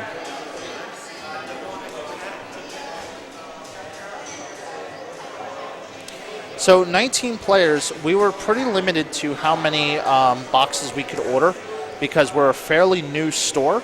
So we were able to buy 1 box of Origins per event that we ran. So we're going to give away 1 box of Origins per event. For the first event, we'll give out for the top 8. And the second event, we're going to give out for the top 8. Doesn't matter how many players, we're just going to give out for top 8 for both events. We don't care. So it's going to be pretty neat. I believe first place is going to get 12 packs. Second place is going to get 6. I haven't done the math yet. But 12, 18, 21, 24, 27, or 26, 28, 30, 32. Yeah, it'll be something like that. It'll be like first place gets 14 packs. Second place gets 6 or 8. And third place gets 4, 3. Third and fourth. So how you usually do prize support, third and fourth place always get the same amount of prize support because of breakers. And 5th through 8th get the same amount of prize support due to breakers. You just have to do that. You don't have a choice in the matter. But first and second are always different. So first place is probably going to get like 12 or 14 packs, something like that. Second place is going to get somewhere around 6 or 8 packs.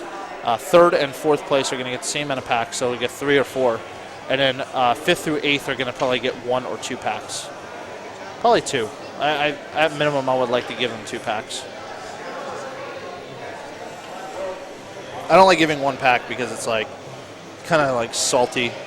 You get 1 pack and you're like, oh great, I did this whole thing and I only got 1 pack. Meanwhile, if you get 2 packs, you're like, all right, well, you know what? I got 2 packs. I paid, what I paid, and then I got 2 packs just for doing everything. Plus, I got 6 packs in my box, and I got my seeded pack. So I came out of there with 8 packs and a seeded pack for playing in the pre-release today. It's not bad. So that's how it'll go. So looks like Phil has a pretty commanding lead right now. So Owen played a creature that is a 2/2 for 2, and when it comes into play, he gains 2 for each other creature in play that's named that creature, including that one. So he gains 2 life when it comes into play. If he plays another one, he gains 4, and then he can gain 6, and so on and so forth. As long as they're in play. Owen, I think, is pretty much stabilized right there. Passes the turn. Phil forgot to untap, but he, untapping is a mandatory thing.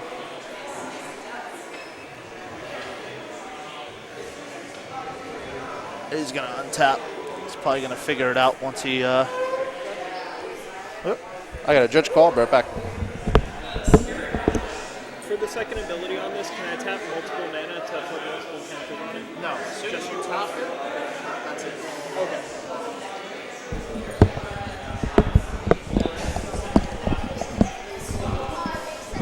Need to get lucky to get more than 1 limited. Yeah. Well, no, it's a common. So not so much. Not as much as you'd think.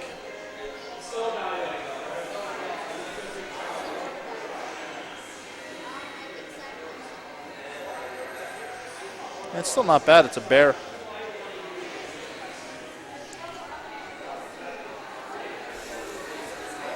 Ooh, 5 mana. Playing the big beats. Getting a soldier out of it.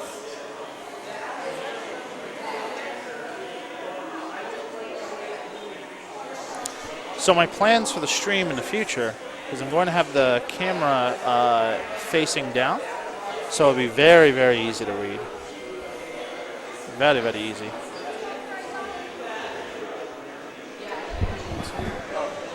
You 1-2-0? I 1-2, he 1-2. Yeah.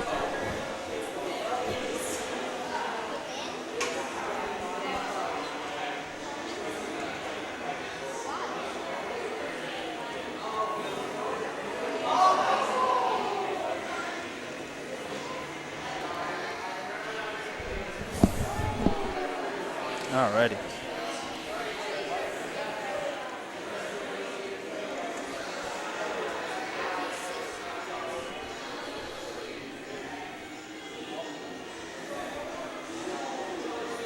What's he playing? Just more dudes. That guy flies.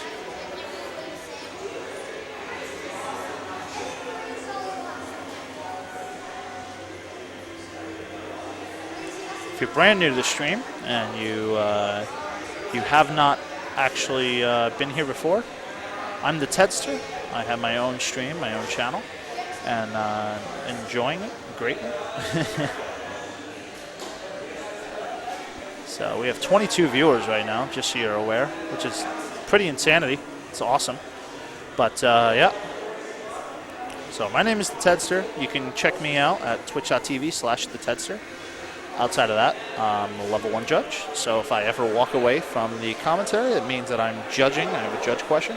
If you want to ask me anything on stream or in the chat, you can log in, ask on the chat, and we'll get you situated and get any questions answered for you. Pretty easy stuff.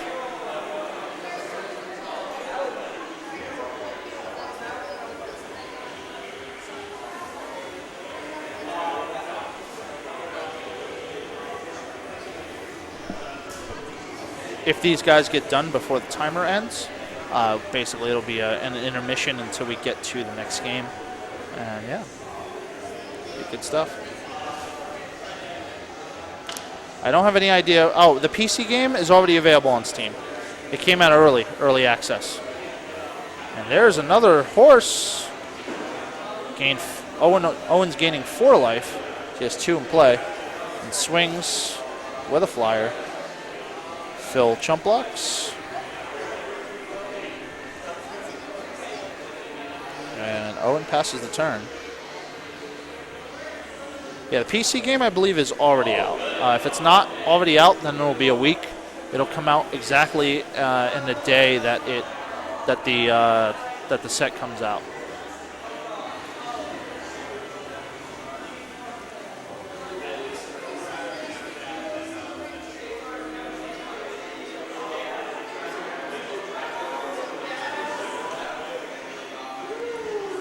So all those face-down cards are 1/1 gyros, or gyrocopters.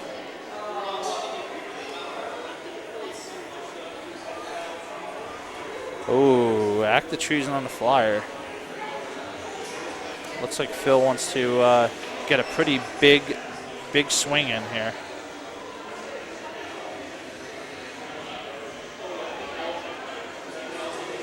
He swings with all 3 creatures.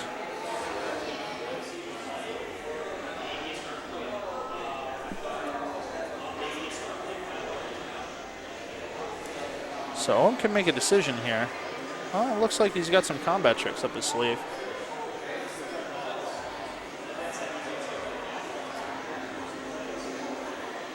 Gives the creature some power and toughness with a combat trick.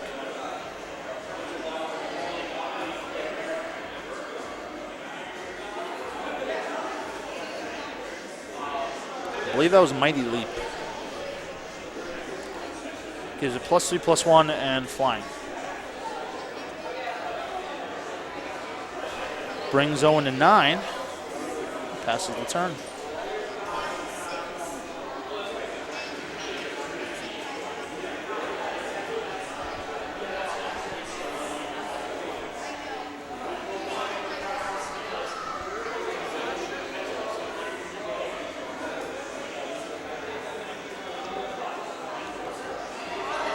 Owen taps and plays the dude. I think he's pretty much just going to stockpile his board to try to make it easier for him.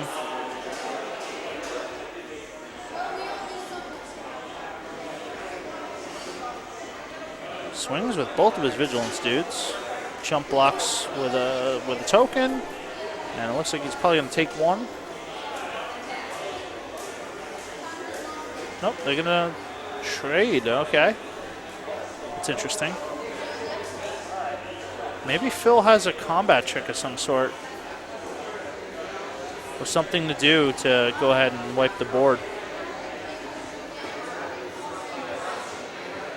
This would be the time to play it. If he does.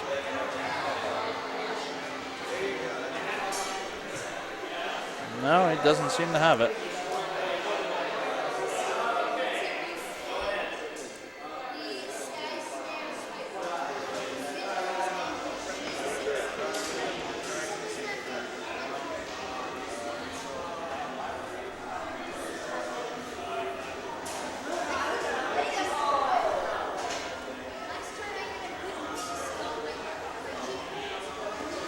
Swings with the flyer. Another jump block. Phil's just trying to, I think Phil's really trying to just dig for an answer. Just really trying to buy as much time as possible to dig for an answer. If you haven't been to a store already and you're close by in Massachusetts,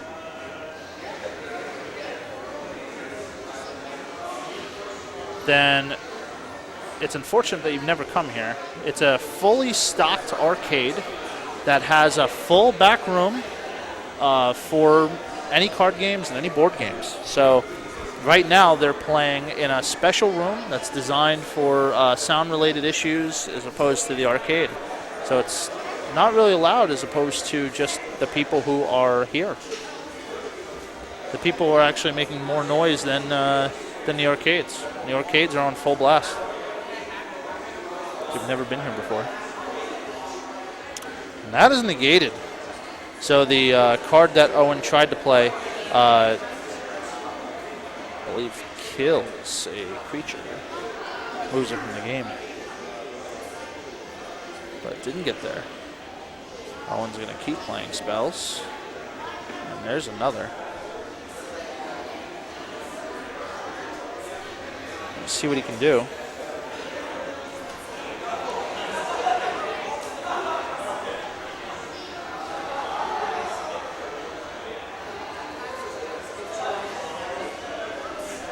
So all of Owen's creatures have vigilance until end turn, and they all receive a plus to their power and toughness due to that spell.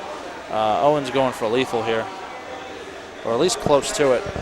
Going to force a really crappy block.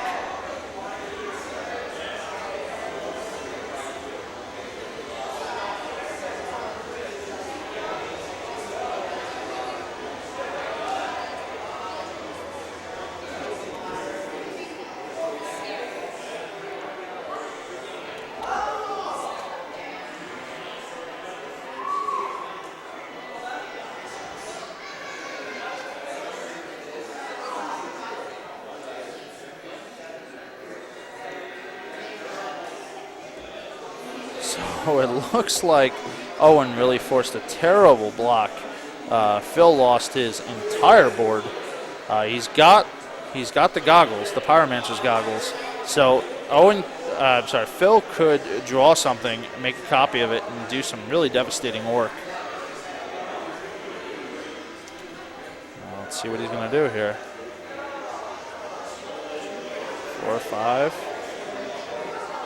Plays a red creature. That is the 5/4. Whenever a red source, and it's got trample, whenever a red source deals that much damage plus 1.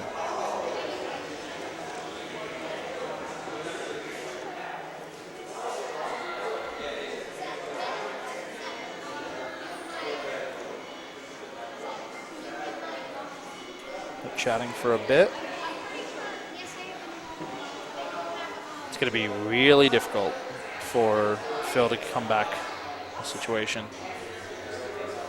I don't think that's lethal, but that's 4 damage. He's on a 2-turn clock at this point.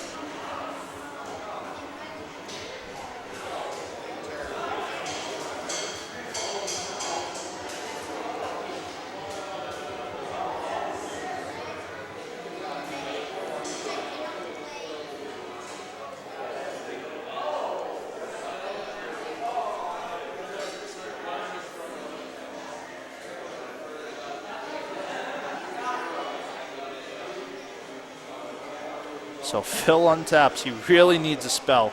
Like, he needs any red spell is going to help him immensely. Sees what it is. Tap 3. And plays a red creature that puts out a 1/1 flyer. At least he has a chump blocker for now. He could actually swing with the 5/4. Just because, I mean, Owen would have to double block it to kill it. And he would wind up getting, like, Phil would get the better half of that. Phil would get two creatures out of it, assuming there's no combat tricks.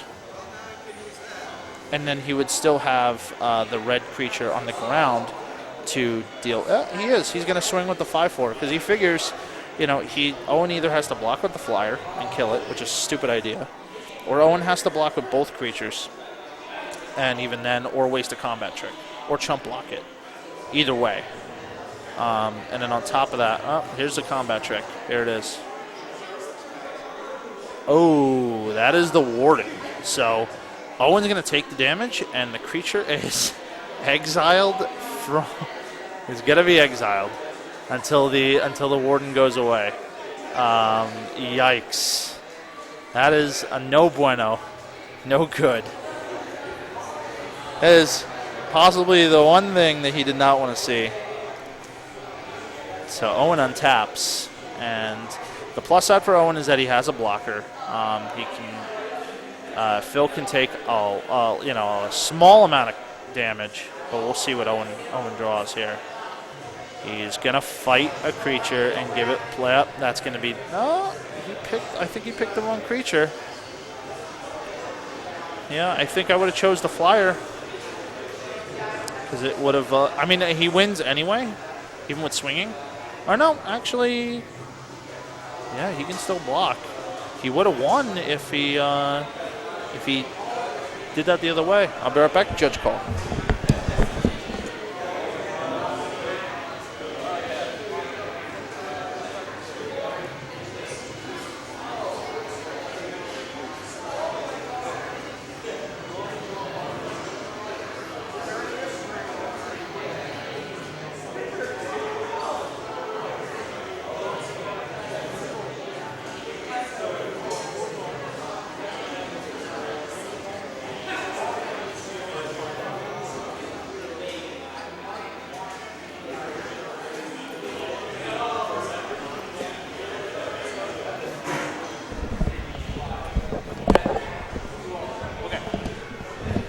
I had a question about the artifact that allows you to draw extra cards. It's really interesting. So, it looks like Owen Harnish 1-2-0. Pretty saucy stuff.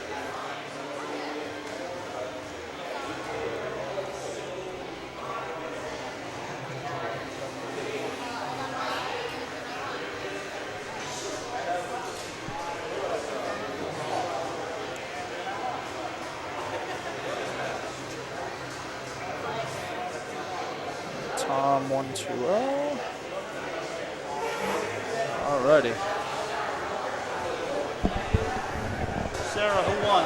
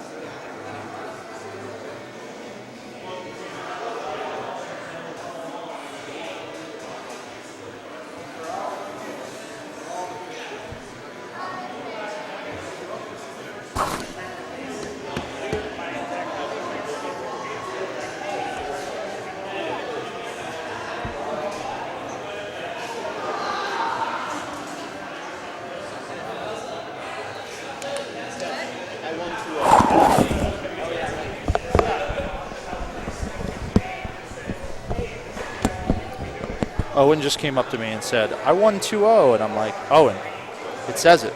I was watching. It happened.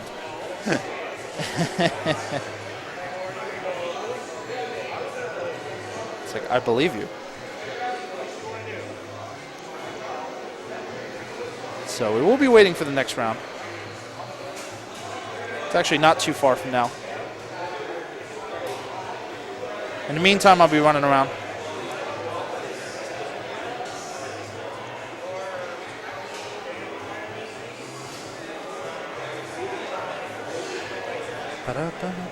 I'm going to go get some water.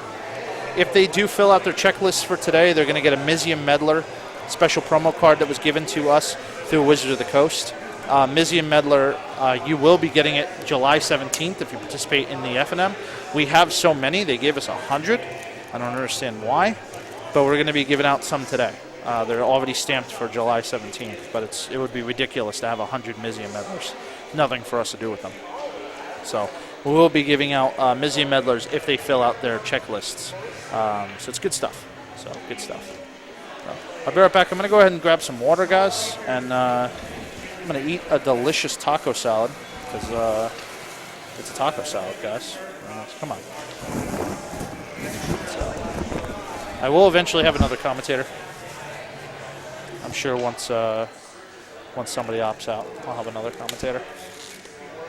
I hope you're enjoying the stream. If you guys have any suggestions on how to make the stream better, don't hesitate to let me know. We'll do the best we can to accommodate, and we will change it for the better. This is our second time we've been streaming, so as far as Magic is concerned. So we have a lot to learn. It's good stuff, though. It's definitely good stuff. And if you have a card that you're most excited to see, or you're hoping to see some Planeswalkers, probably by the next round, you're going to start to see some more Planeswalkers. They're in the top groups. We keep putting the top people on stream. So Phil Inc. and Owen, I don't think had a Planeswalker, but you'll start seeing them more often. They're coming. Believe me, they're coming, guys.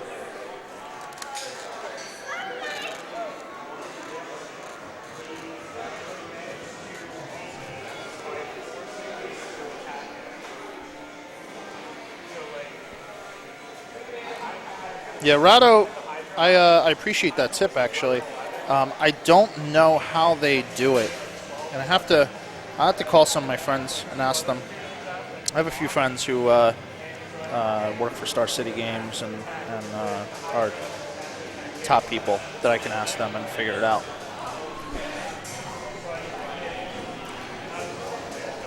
Be like, hey guys, how do I do that? Or how do I put the card previews? Because I have space on the right side, so I can minimize it, put the card previews on there. So, but right now, there's no easy way for me to do that. Yeah, so.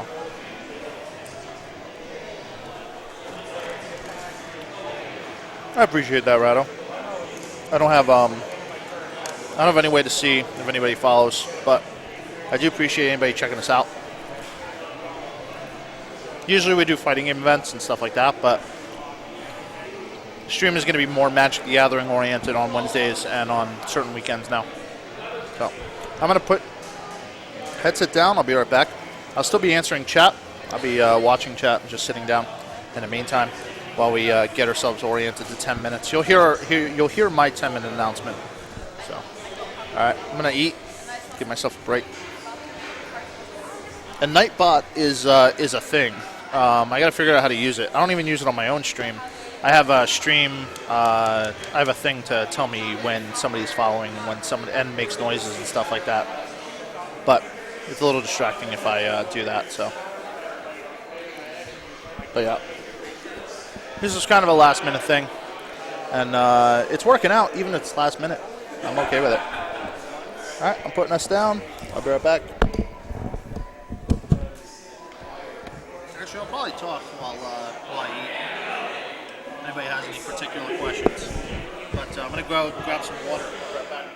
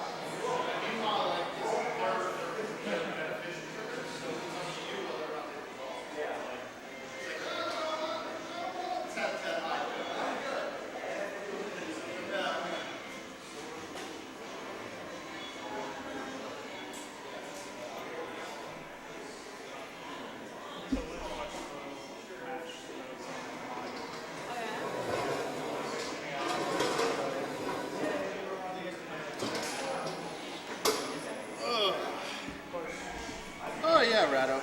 No, I understand that. It is a bit rushed.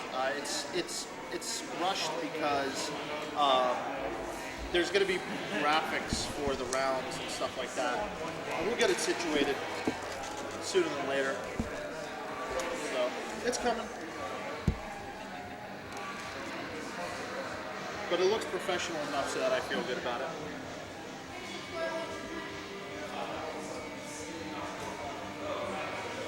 Here, put it that way.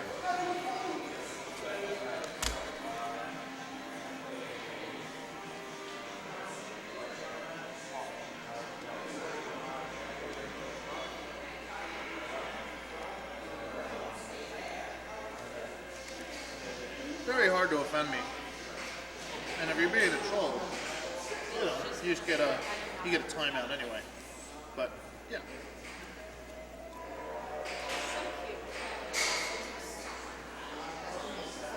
Yeah, usually I'm a moderator for the stream, but I'm also commentating, so doing it all. See, what you don't know is that there are actually professional streamers who go to fighting game events and stream, and they get some absurd amount of viewers, and they get themselves situated. Magic players, this is your 10-minute warning. 10 minutes until the round ends. What? 3 minutes? Are you high? I didn't see the clock. 3 minutes, Ted. Where's Ted? I don't know where Sam is. Where's Sam? He said, fuck it. I'm out. He's like, I'm done. Peace out. Boom. No. I completely understand, Rado.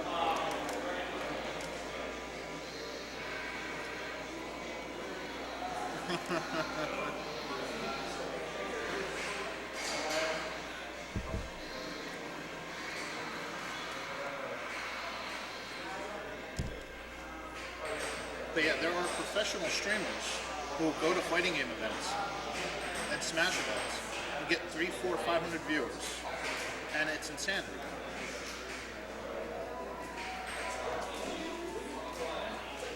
They work a regular job, but they bring their own computers, their own kits. They go to the place and just use their internet, and then just do it, get themselves situated. It's really cool.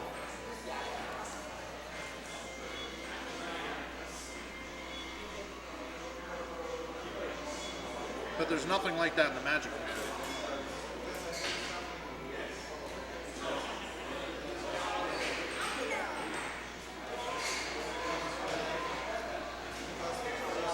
That's why you see so many fighting game tournaments that are streamed, and you see less Magic the Gathering tournaments that are streamed.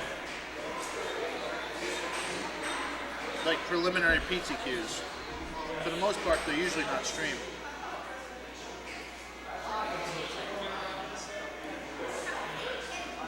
Meanwhile, Matt Daigle from Tabletop Shop, great guy, has a triple PTQ event. And he runs three preliminary PTQs on the same day. And nobody streams it. You would think everybody would be interested in watching it.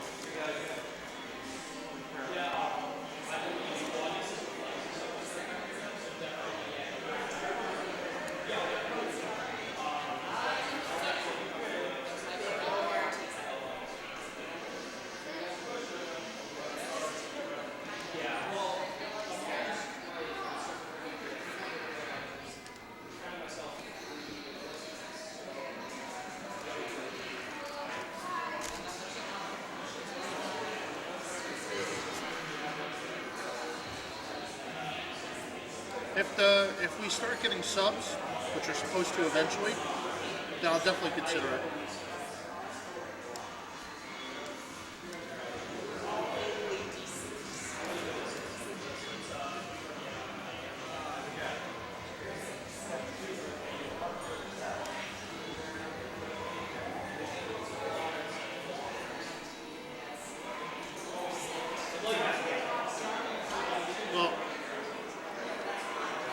My first name is Ted. It's obvious by saying the Ted.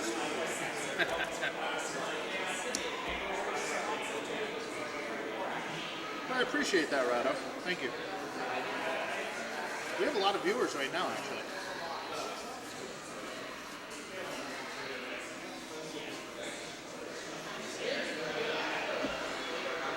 A lot more than I expected. Put it that way. Just waiting for the matches to end. Just put my headset back on for 2 seconds. I take it off because I don't want people to just listen to me eat. Listen to me chew and chew a talking teddy bear. No.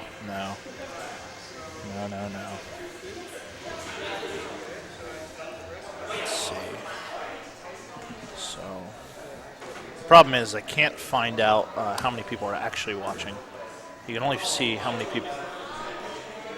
You can only see how many people. Interested in Legacy Night when we start having it, so if you have any further information. Say it again. That gentleman's interested in Legacy Night when we start doing it, so if you have any further information. Oh yeah. I have it scheduled already. Oh, cool. Awesome. Yeah. So everybody's always interested in our FNMs. We just started doing official FNMs. So our official FNMs, our Friday Night Magics, are normally standard, but for August it's standard, standard, modern, legacy, and then standard. So what that means is that a lot of people who usually play legacy are like super, oh my god, I want to play legacy, which is cool, really awesome.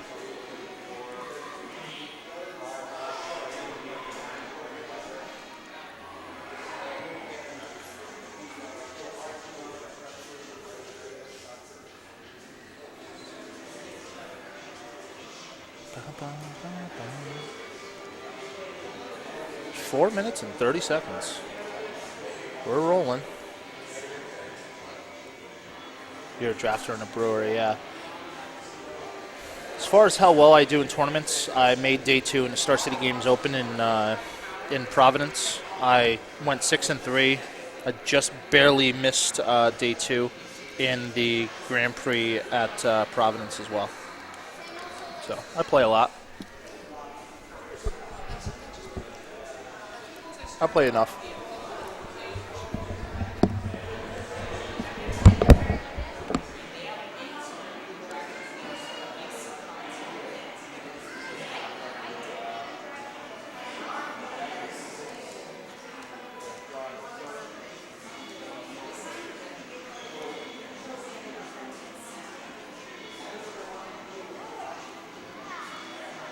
No, I'm also officially a level 1 judge, so I'm always running around.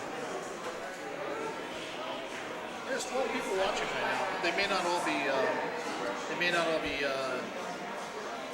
Logged in.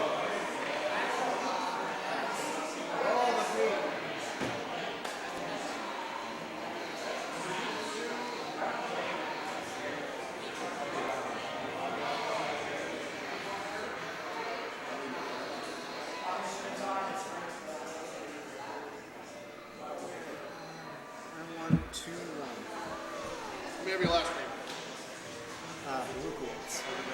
You're all set. I won one. Yeah. I won one last. No, none last time. James, when James reports, you're all set. Yeah. Yeah.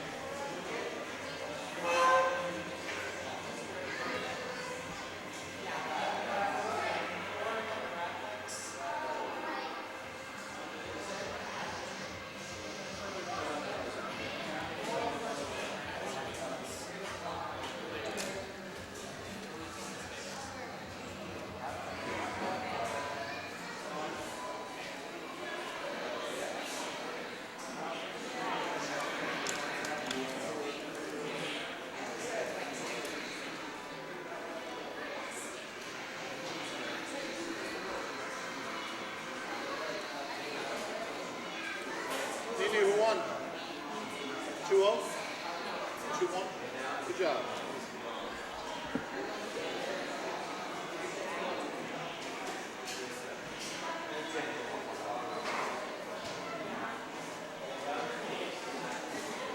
Hassan and Justin, are you still playing?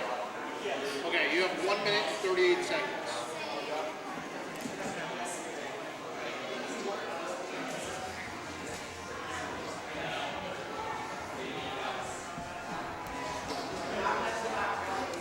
to step over and watch that match. I'll be right back.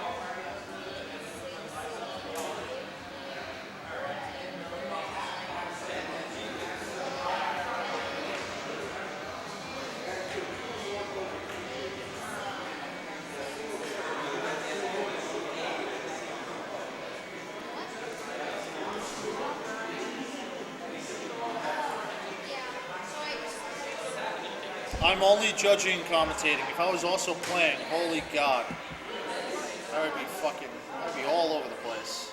It would be all over the place.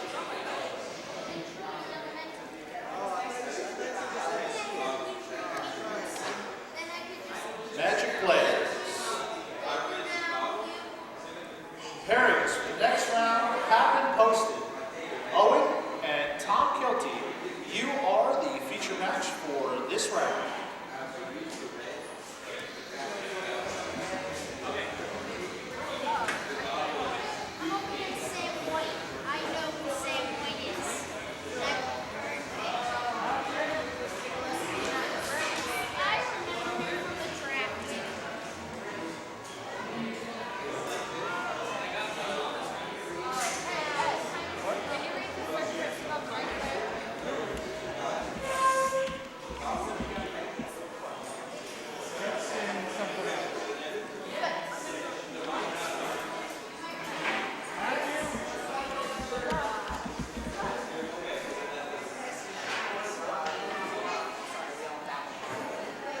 Just getting ourselves situated for the next round.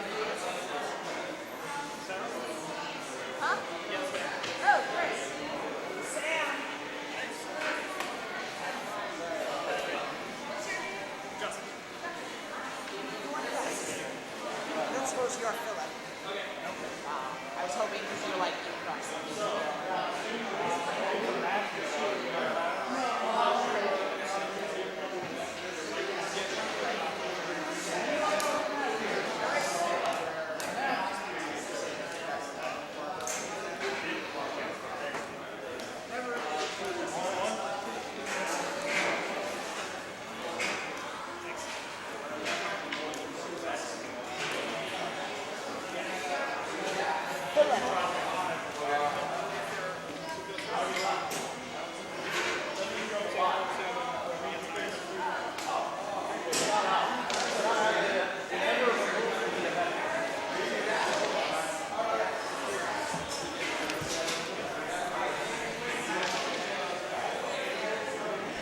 Yeah, look.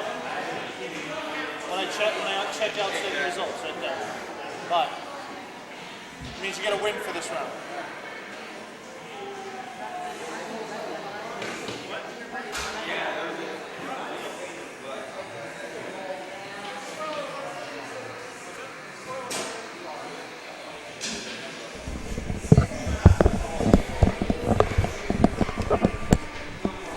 Alrighty, guys. So, how did the 2 get there?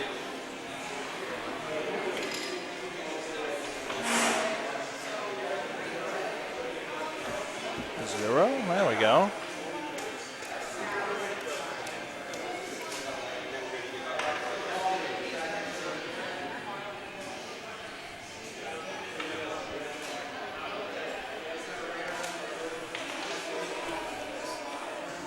So you'll probably recognize these guys from before. Tom Kilty and Owen Harnish are playing again. They are at the top right now. Just so happen to be at the top.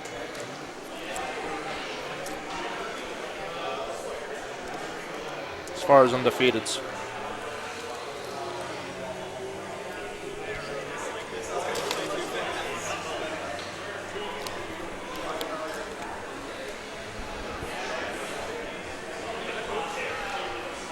I wish I was playing in the event, though.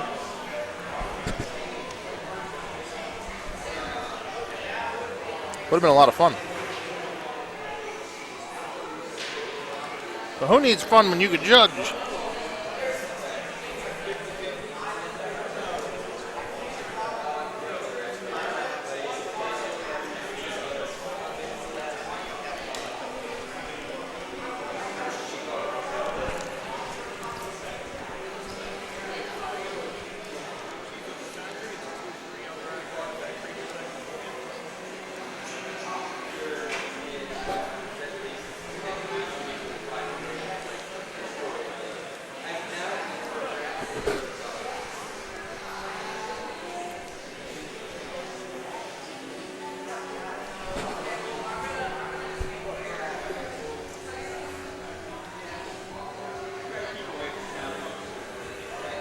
Looks like they're both shuffling, trying to figure out what they're going to do.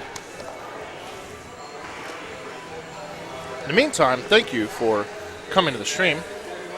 Always appreciative.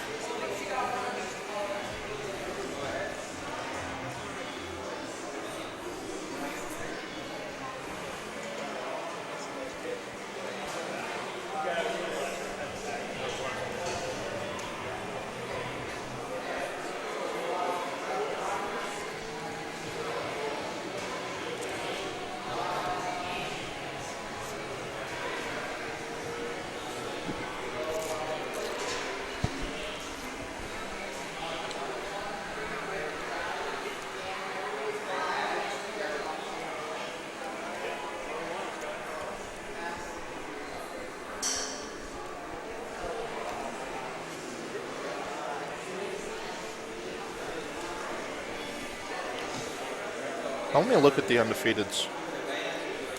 I'm just curious. 1, 2, 3, 4, 5 undefeateds right now.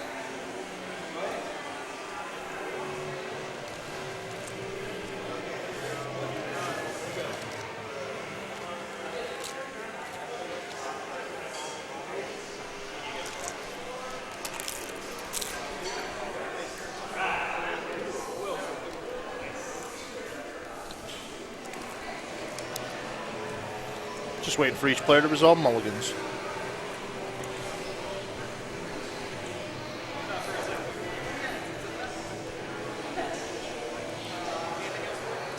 I really like, so deck builds I fancy more than others in Origins. Really like the red-blue list.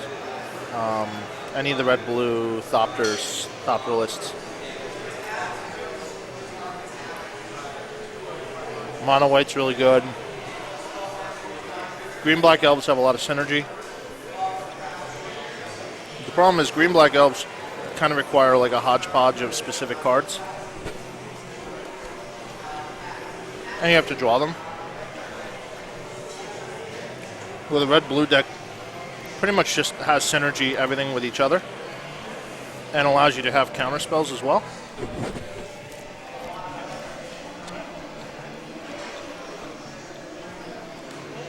And that seems like the way to go.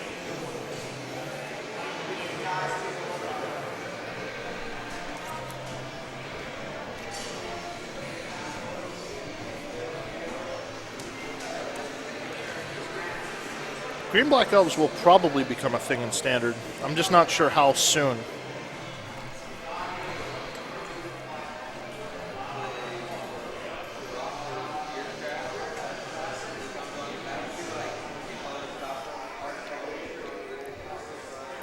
Because of Collected Company. It looks like Tom didn't have anything on his second turn.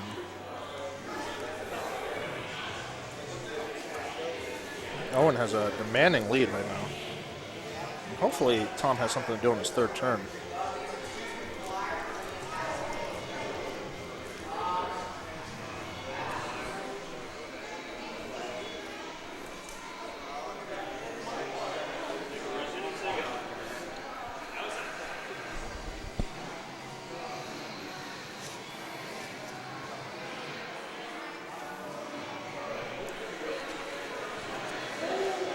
And it doesn't look like Tom does, so Owen gonna cause some serious pain. Looks like he's gonna force him to sacrifice an attacking and blocking creature.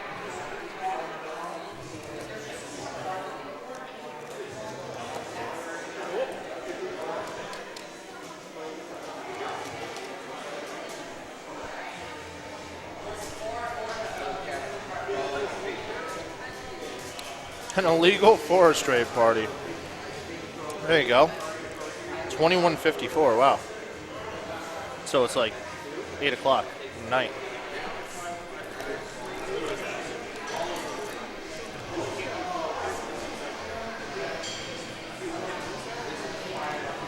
Nice. Well, Nick, you have fun. We'll see you later. If you want to follow the regular stream, twitch.tv/thetedster, where I'm located. Oh, 10 p.m., wow. That's where I am on a regular. I was completely off. 8 o'clock, 10 o'clock.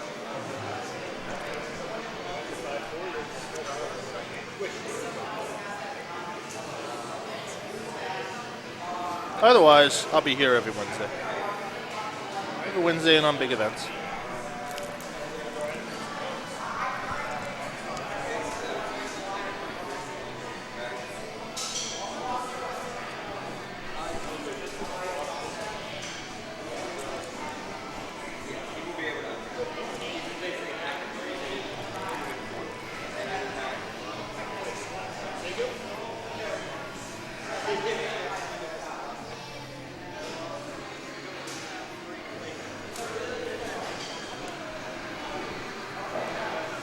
Looks like Owen has a pretty demanding lead right now. Yeah, definitely. I appreciate that, Nick.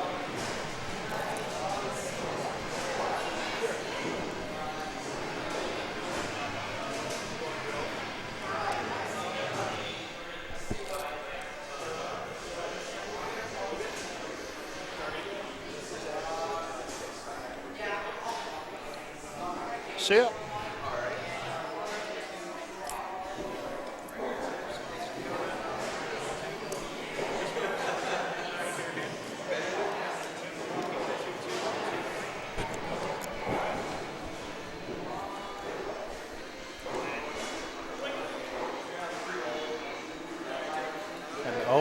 fight bomb. Kill the angel and swing for a significant amount of damage.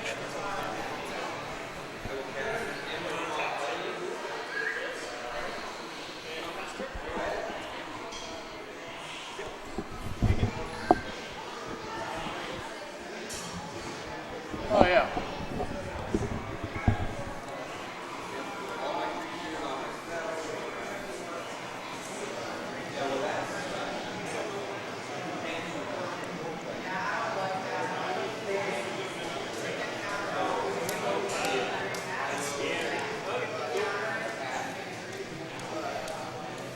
Forgot the round text. Sorry about that, guys. Looks like Tom is in a pretty sticky situation here. Owen has pretty much made a Voltron. And eventually, Tom won't be able to kill it.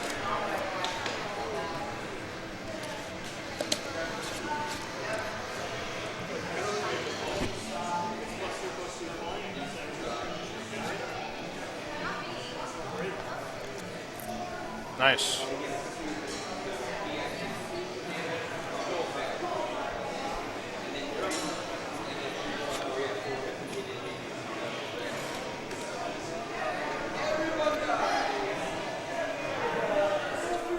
So I didn't realize that the enchantment was not good.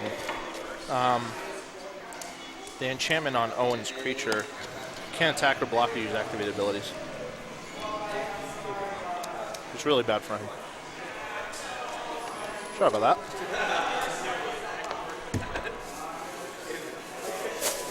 All right, I'm nourished. I'm back on schedule.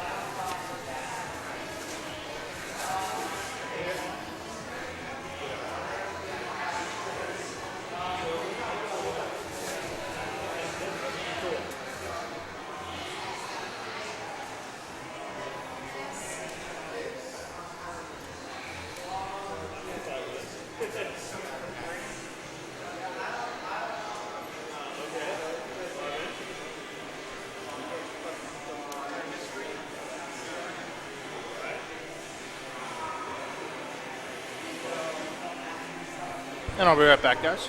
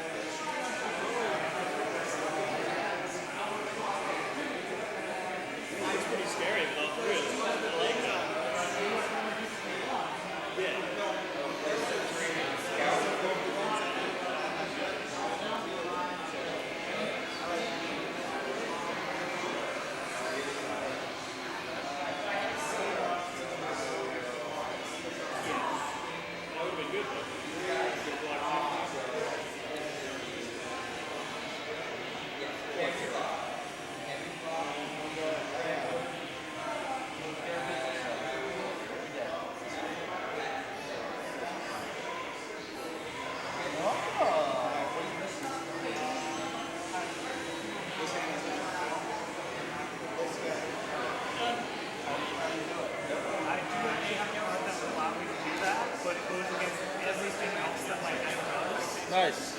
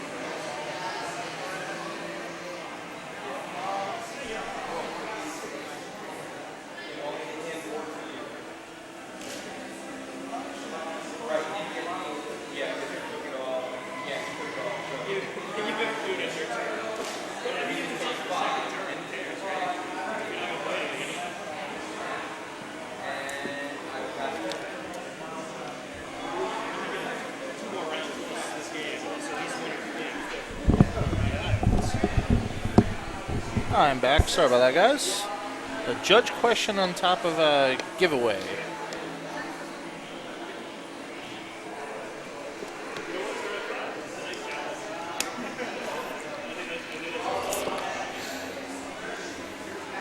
Owen at 3. Did he stabilize is the real question. I see he played the legendary creature that exiles all the creatures that he took damage from.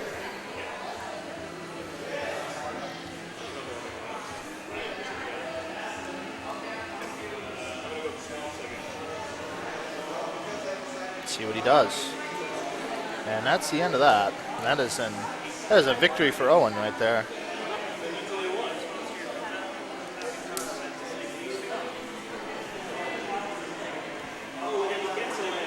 Everybody's playing pretty tight.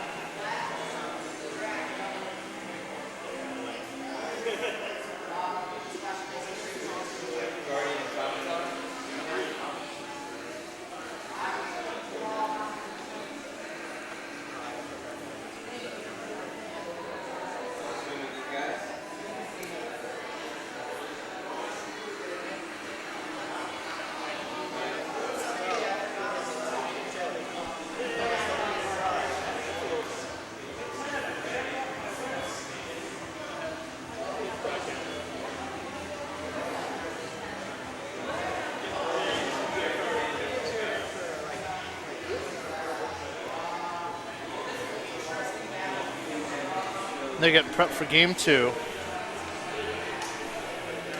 Owen seems pretty happy with himself.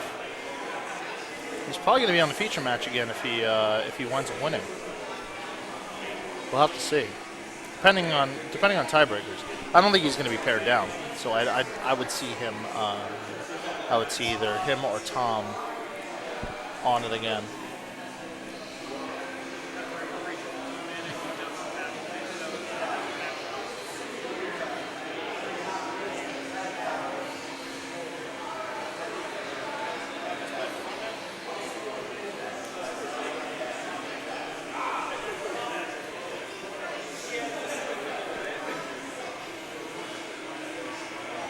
Decks, handed it to him. Here we go. Chances are Tom's going to want to go first.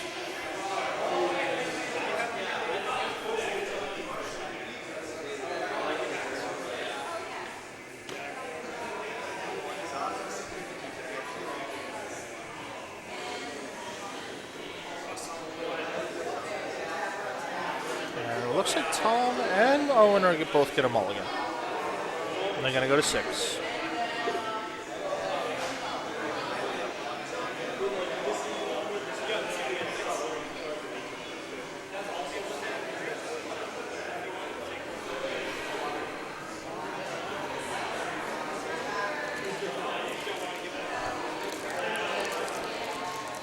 Pretty exciting.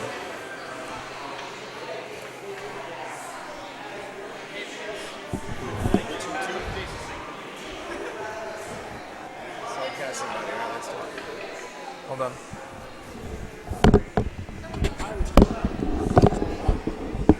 No, I didn't know read it. I saw that. It texted back to me.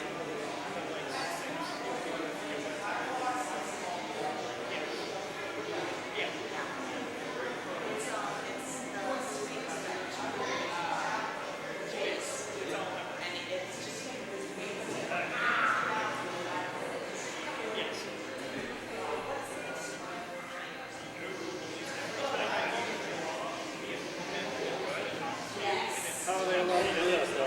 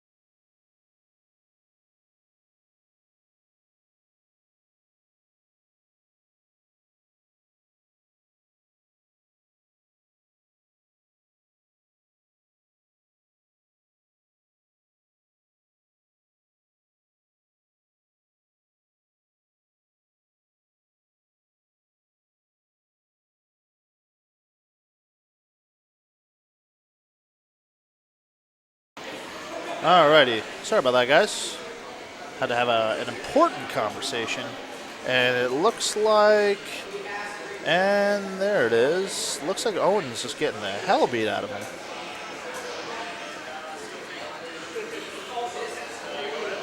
He's going to reclaim. Get something.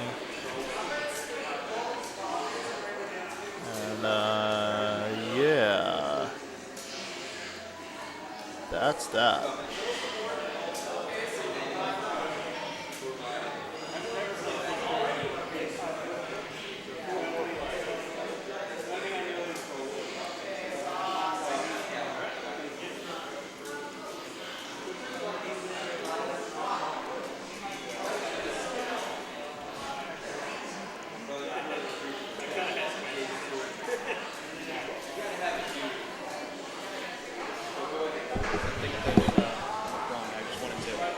It says that you 1-2. Conceded.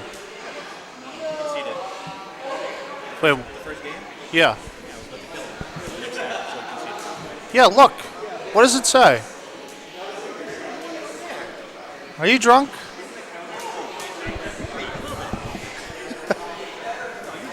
No, it says Tom 1-2-0. Bat 1-2-0. All right.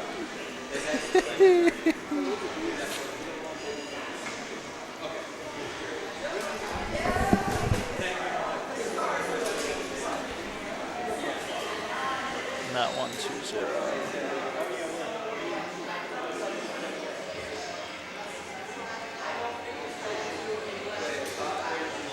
Rich 1-2-0. There we go. So Tom Kilty went ahead and won that match. The first game, Tom was going to kill him. Tom was going to kill him next turn, so so Owen scooped, and that's what happened. I didn't even see that.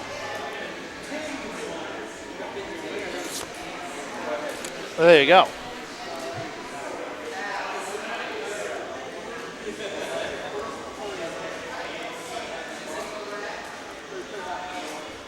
This might be a fast round, actually. That would be nice.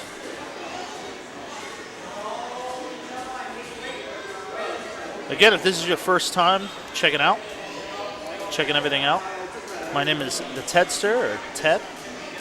I'm a level 1 judge.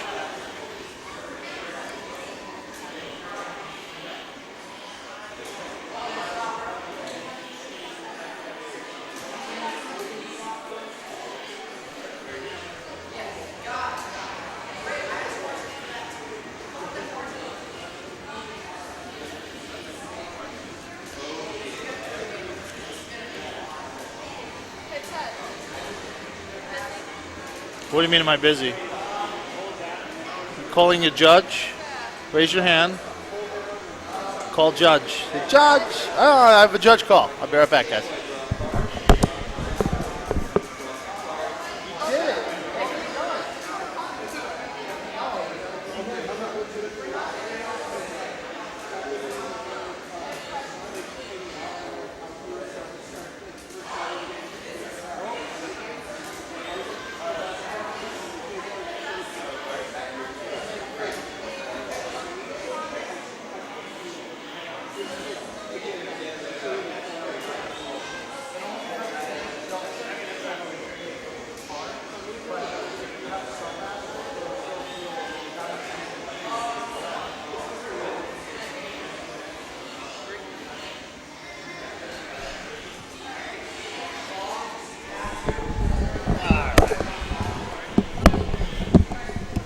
Sorry about that, guys. I get up for judge calls.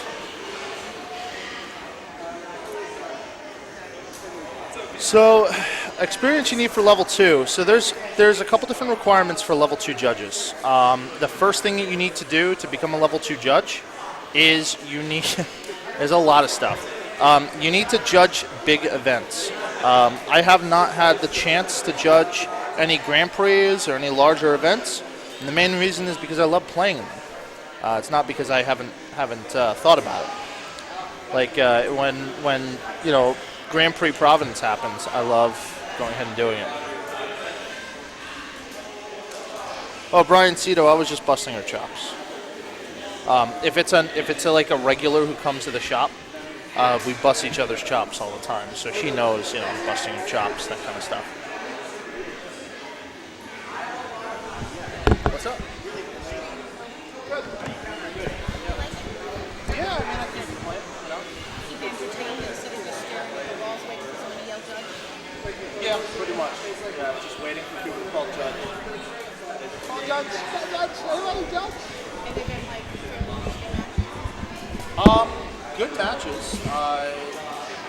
Really interesting. Tom Kilty is probably going to be on stream again because he's like at the top right now. There's going to be 5 rounds, so it's going to be tight.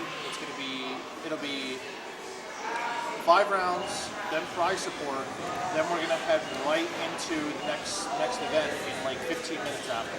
So at 7 o'clock. Yeah, because each round is 50 minutes long. So it's going to be. I timed it that way so we had enough time. But it's going to be.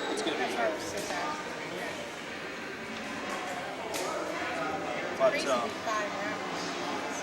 yeah, you have to. When there's more than 16 players, there's 5 rounds.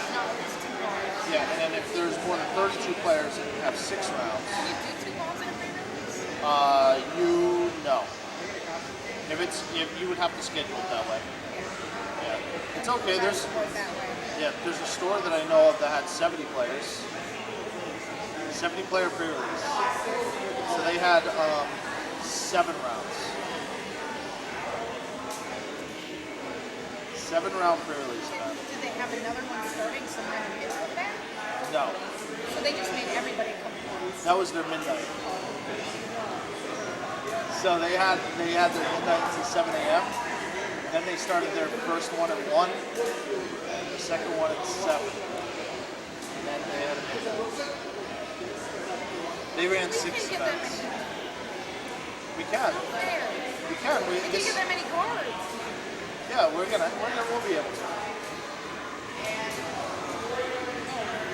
on the next one, I'm assuming so. can we put people's names in and then have them draw? No, you can't do that. Yeah. You're not allowed to. I think they don't think we're using them all, but we're telling people not to come because it's all. I was like, we're like register now. Well, we had Don't come on an impulse. Yeah, we had 17 pre-registered for the first event, and then we had 2 more come in. So we're fully packed for the first event. So the second event, I mean, we're giving away. We did 19 and elected. Yeah, but then we had like 7 for the second event last week. So also they consider us a new store because we just recently moved. They're ridiculous. Yeah, well, It's just way too long to not be able to be like, okay, people come for the cruise, you know. we just got to deal with it. We don't have a choice in the matter. So I'm like, no, sorry, you can't take impulse people. And then impulse people don't do it. I feel bad about that too, honestly, because there are people who will like go to bigger stores who have the boxes to do that stuff, but we don't have the boxes. So if somebody were to show up, like if anybody else showed up for 1 o'clock, we couldn't take it. We didn't have a choice in that because that one box is already paid for. It's by somebody else. So we officially maxed out on our first event. No, the person paid for that. They paid for it with They're in the chart. they're in the chart, but this is it right here. So we actually filled. We didn't have 20. Yeah, technically we had 20 people, but he doesn't go into the DCI event recorder because he didn't play. So, and then the second event we have like 11 people pre-registered. So, no.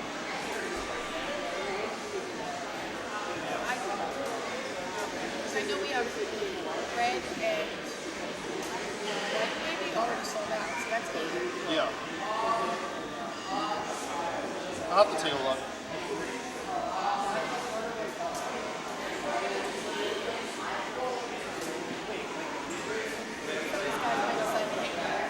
Excuse me, I need to leave. have someplace to go.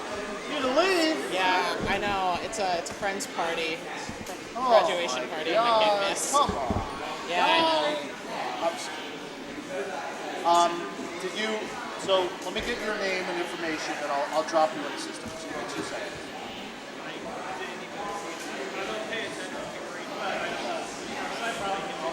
Let me have your last name and your first name. Sam. So Sam, you're against Nick Finney. I'll be there in 2 seconds. So, did you give the win to Nick? Is that how it's going to work, or what did you do? Or did you play out your game? I won against him. I won twice against him. Okay. Is that how you're reporting? Let me know. Yeah, that's how I'm recording it. Okay. So I'll have Nick Finney losing to you 2-0, and then you drop. Yeah. Okay. Sounds good. I have that in for you. All right, you're all set. Yeah, lost twice. Okay. Let me have your last name. James. Yeah. So Nini beat you 2-0. Yeah. Okay. Sounds good.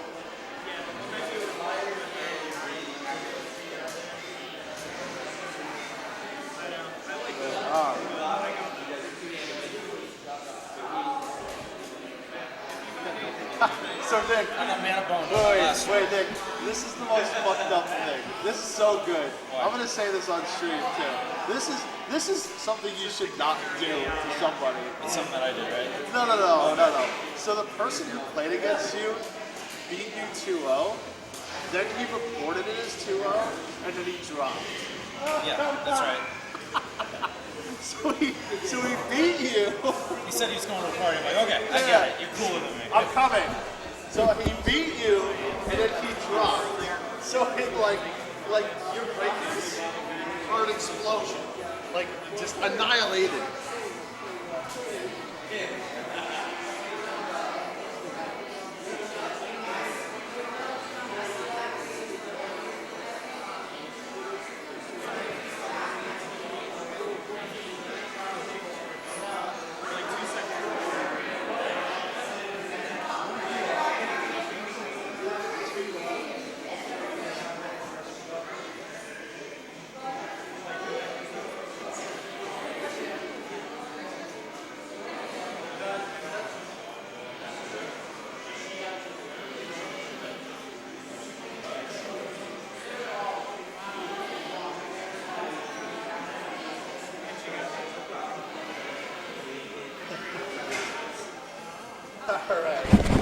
All right, I'm back. There was a question about a mythic rare that's a blue creature that says pay 1, exile an instant or sorcery from your graveyard and choose one. If you could activate it while swinging, which the answer is absolutely. Doesn't have a tap symbol on it. So, yeah, what's really crappy is that if you ever decide to move, not to diss Wizards of the Coast or anything, but if you ever decide to move, it is a huge hassle to go ahead and have them understand that you just moved and you still have the same owner. And then on top of that, we've only had the ability to purchase 40 pre-release boxes for our store for the past 3 pre-releases. And we've filled pre-releases before, like 20 players and 20 players. Even the last event, we had 20 players and we had 16 or 17 players for the second event. So we're stuck in a situation where we can only run Saturday. We can only run a 1 o'clock and a 7 o'clock. And we can't do anything special. You can't do a 2-headed giant. You can't do any really cool stuff. You're like stuck. It's super frustrating. So it's just a silly and angry, obviously an annoying situation. So it is what it is.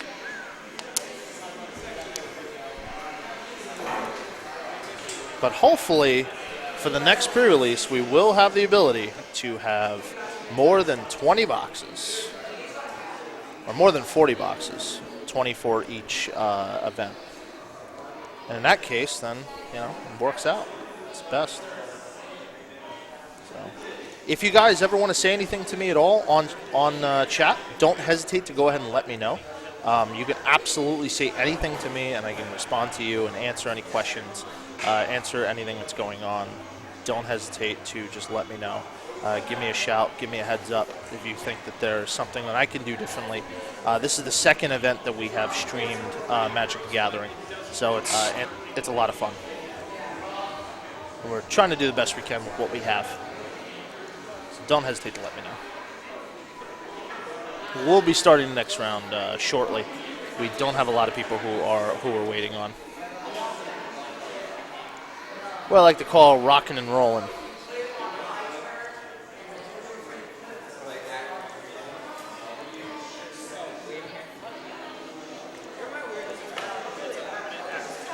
We are being hosted by 3 channels. Always appreciate that. Thank you.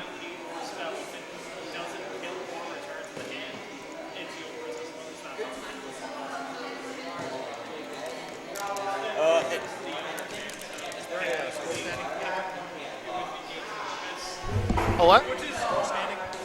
Like how everybody's doing?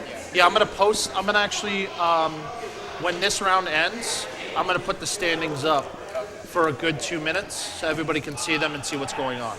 So in case you wanted to drop, in case you wanted to like get food and then come back for 7 o'clock, do you know what I mean? Like not to, like if you have 0 points or 3 points, just so you know where you are. I don't want anybody to get in a situation where like they feel like they're on a treadmill. You know what I mean? So we are giving out top 8 prize support. And I think Rich is eventually going to drop, and we had somebody else drop already. Yeah. And we had 19 players, so that's 17. So, I mean, 8 people out of 17 are going to get prize support, so it's almost half at this point. So that's the plus sign. And we have snacks. Yeah. So, but if you do decide to participate in the next event as well, it'll be the exact same thing. We don't have that event filled at all yet. You'll have any choice in any color you like as well. With the exception of, I think, white. I think we're filled with white. So. Really, white's gone completely? Everybody loves Gideon. Like, pulling a 1-drop is like a 1-drop that you can... basically, a Planeswalker that you can play on turn 1 and live the dream where you're like, turn 1, 1-drop, turn 2, 1-drop, turn 2, 2-drop, turn 3, 3-drop, and just keep swinging. And then you flip them, and you're like, oh, I did it. All I had to do. How'd you do? 1. 2-0 or 2-1? 2-0. Okay, cool. So you want to stick around? I gotta get you back. And if you guys, by the way, if you guys want to save money for the next event, if you wanted to go that route, you can also trade in. We sell at TCG Player Low. We take any trade-ins for half of TCG Low towards the process of a new event. So if you pulled a Planeswalker, you're looking at like $10, $15, maybe more if it's foil. That kind of stuff. I'm going back. I'm going at the 7 too. So I'm not sure when you want to go home. What? He said I'd be back around 6. I gotta get you back. But just keep me updated. If I need to drop you, just let me know, okay? As I'm soon going to as go check drop, on... I bring you back. I come back here. Yeah, I'm gonna drop. Okay, so what's going on? We're both dropping. You're both dropping. Okay. And you're going to come back for the 7, I'm assuming? Okay, sounds good. So let me put it in. So James, I'm going to drop you. Yep. Okay. And Dan Kearney, I'm going to drop you through the players because you just got to buy. Dan Kearney, drop. Yes. Okay. All right, you guys are all set. All ready? Definitely.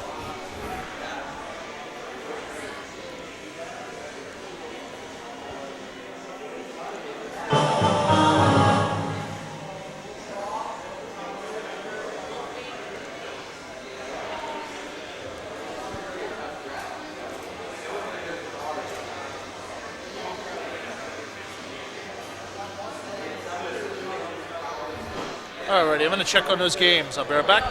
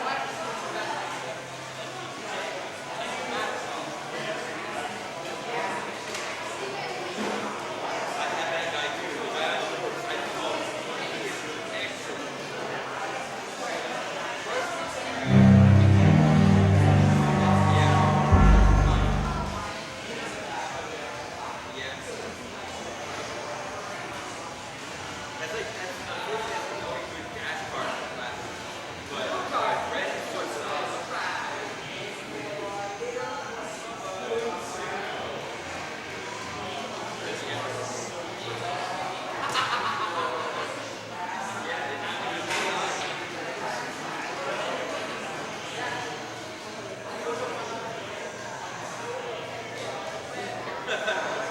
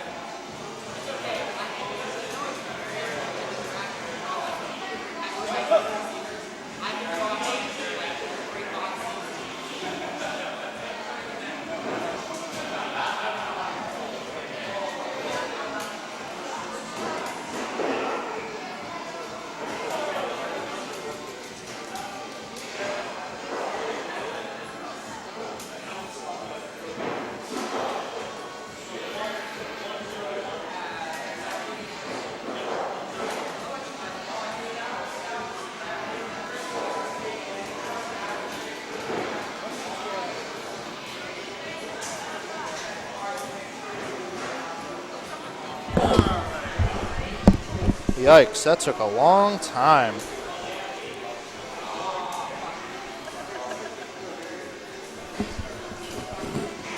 Let's get this situated. 101, standings. All right. After 3 rounds, here are your standings. Standings will be up for an entire minute, and then we will go ahead and go to the next round.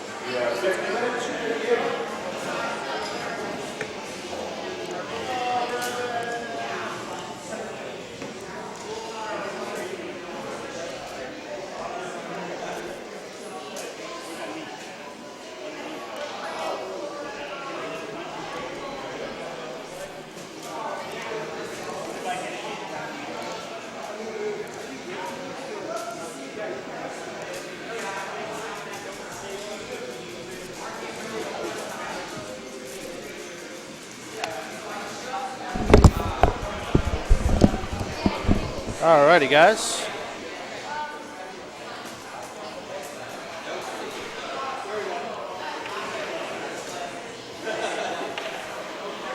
There we go. So Sarah is a pretty spiffy playmat, and Tom Lorenzo was in Grand Prix Las Vegas. You can notice by the playmat that he's playing with. Pretty spiffy. So Sarah and Tom are cutting, and they're on their way.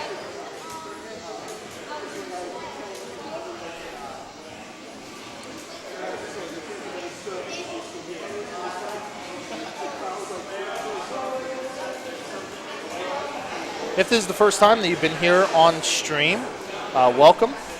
My name is the Tedster. I go ahead and stream on a regular basis at twitch.tv/the Tedster. I usually stream League of Legends and Super NES gaming. I'm going to be getting into the Super NES long stream, the long game. I'll be streaming all 600 Super NES games, which will be a lot of fun. Got to change the round text.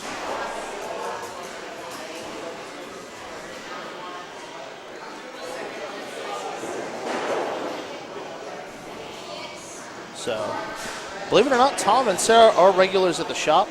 Looks like Tom is playing Islands, which are technically the best color in Magic. And Sarah's playing Mountains and Islands. Oh, red-blue versus red-blue. We're going to see a lot of Thopter tokens in this game. I have a sneaking suspicion. Sarah with the first creature. That is a Goblin that's menacing. Tom is going to respond. He's going to draw 2, and he's going to discard 1 because he does not have an artifact. Discards a land.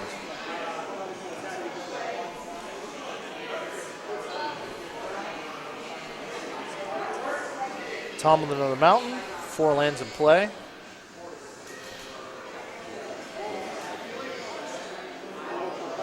Can play something significant at this point. Any token generated. Decides not to, passes the turn. So Sarah has a 3/2 Goblin with menacing, and plays a big dude who has haste. Looks like Tom has a combat trick. Plays a flash dude, and can't block the Goblin, so he's going to block the haster, but bounces the Goblin to her hand when that creature comes into play. Passes the turn. Tom taps out for 5 mana, and it is a big, clunky flyer. Not easy to get rid of.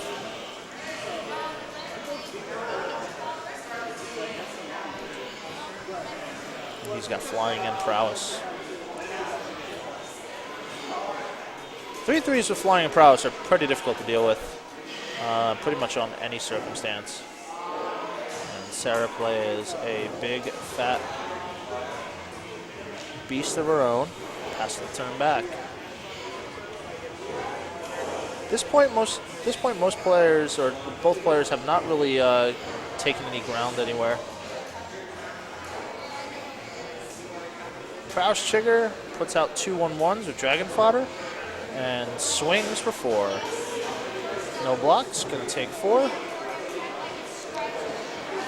Taps 3 blue for a dude. That blue creature is one of the best cards you can draft. It's a 1/3 with prowess, and whenever the creature deals damage to a player, he draws a card. So it's like Shadow Mage Infiltrator, except you can do a lot more with it, and on top of that, it doesn't cost black. It's not gold. Basically, a sometimes better Shadow Mage Infiltrator because of prowess, even with the fear effect. It is what it is.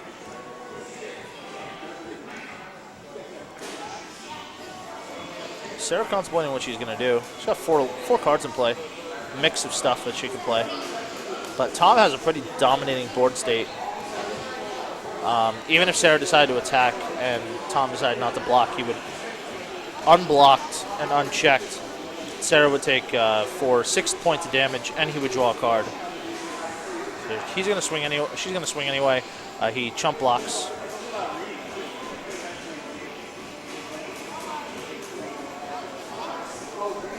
And she plays a creature and bounces his flyer to his hand. Shifts everything over. Draws a card for his turn. 4 cards in his hand. Sarah left 2 mana untapped. Could be holding back negate.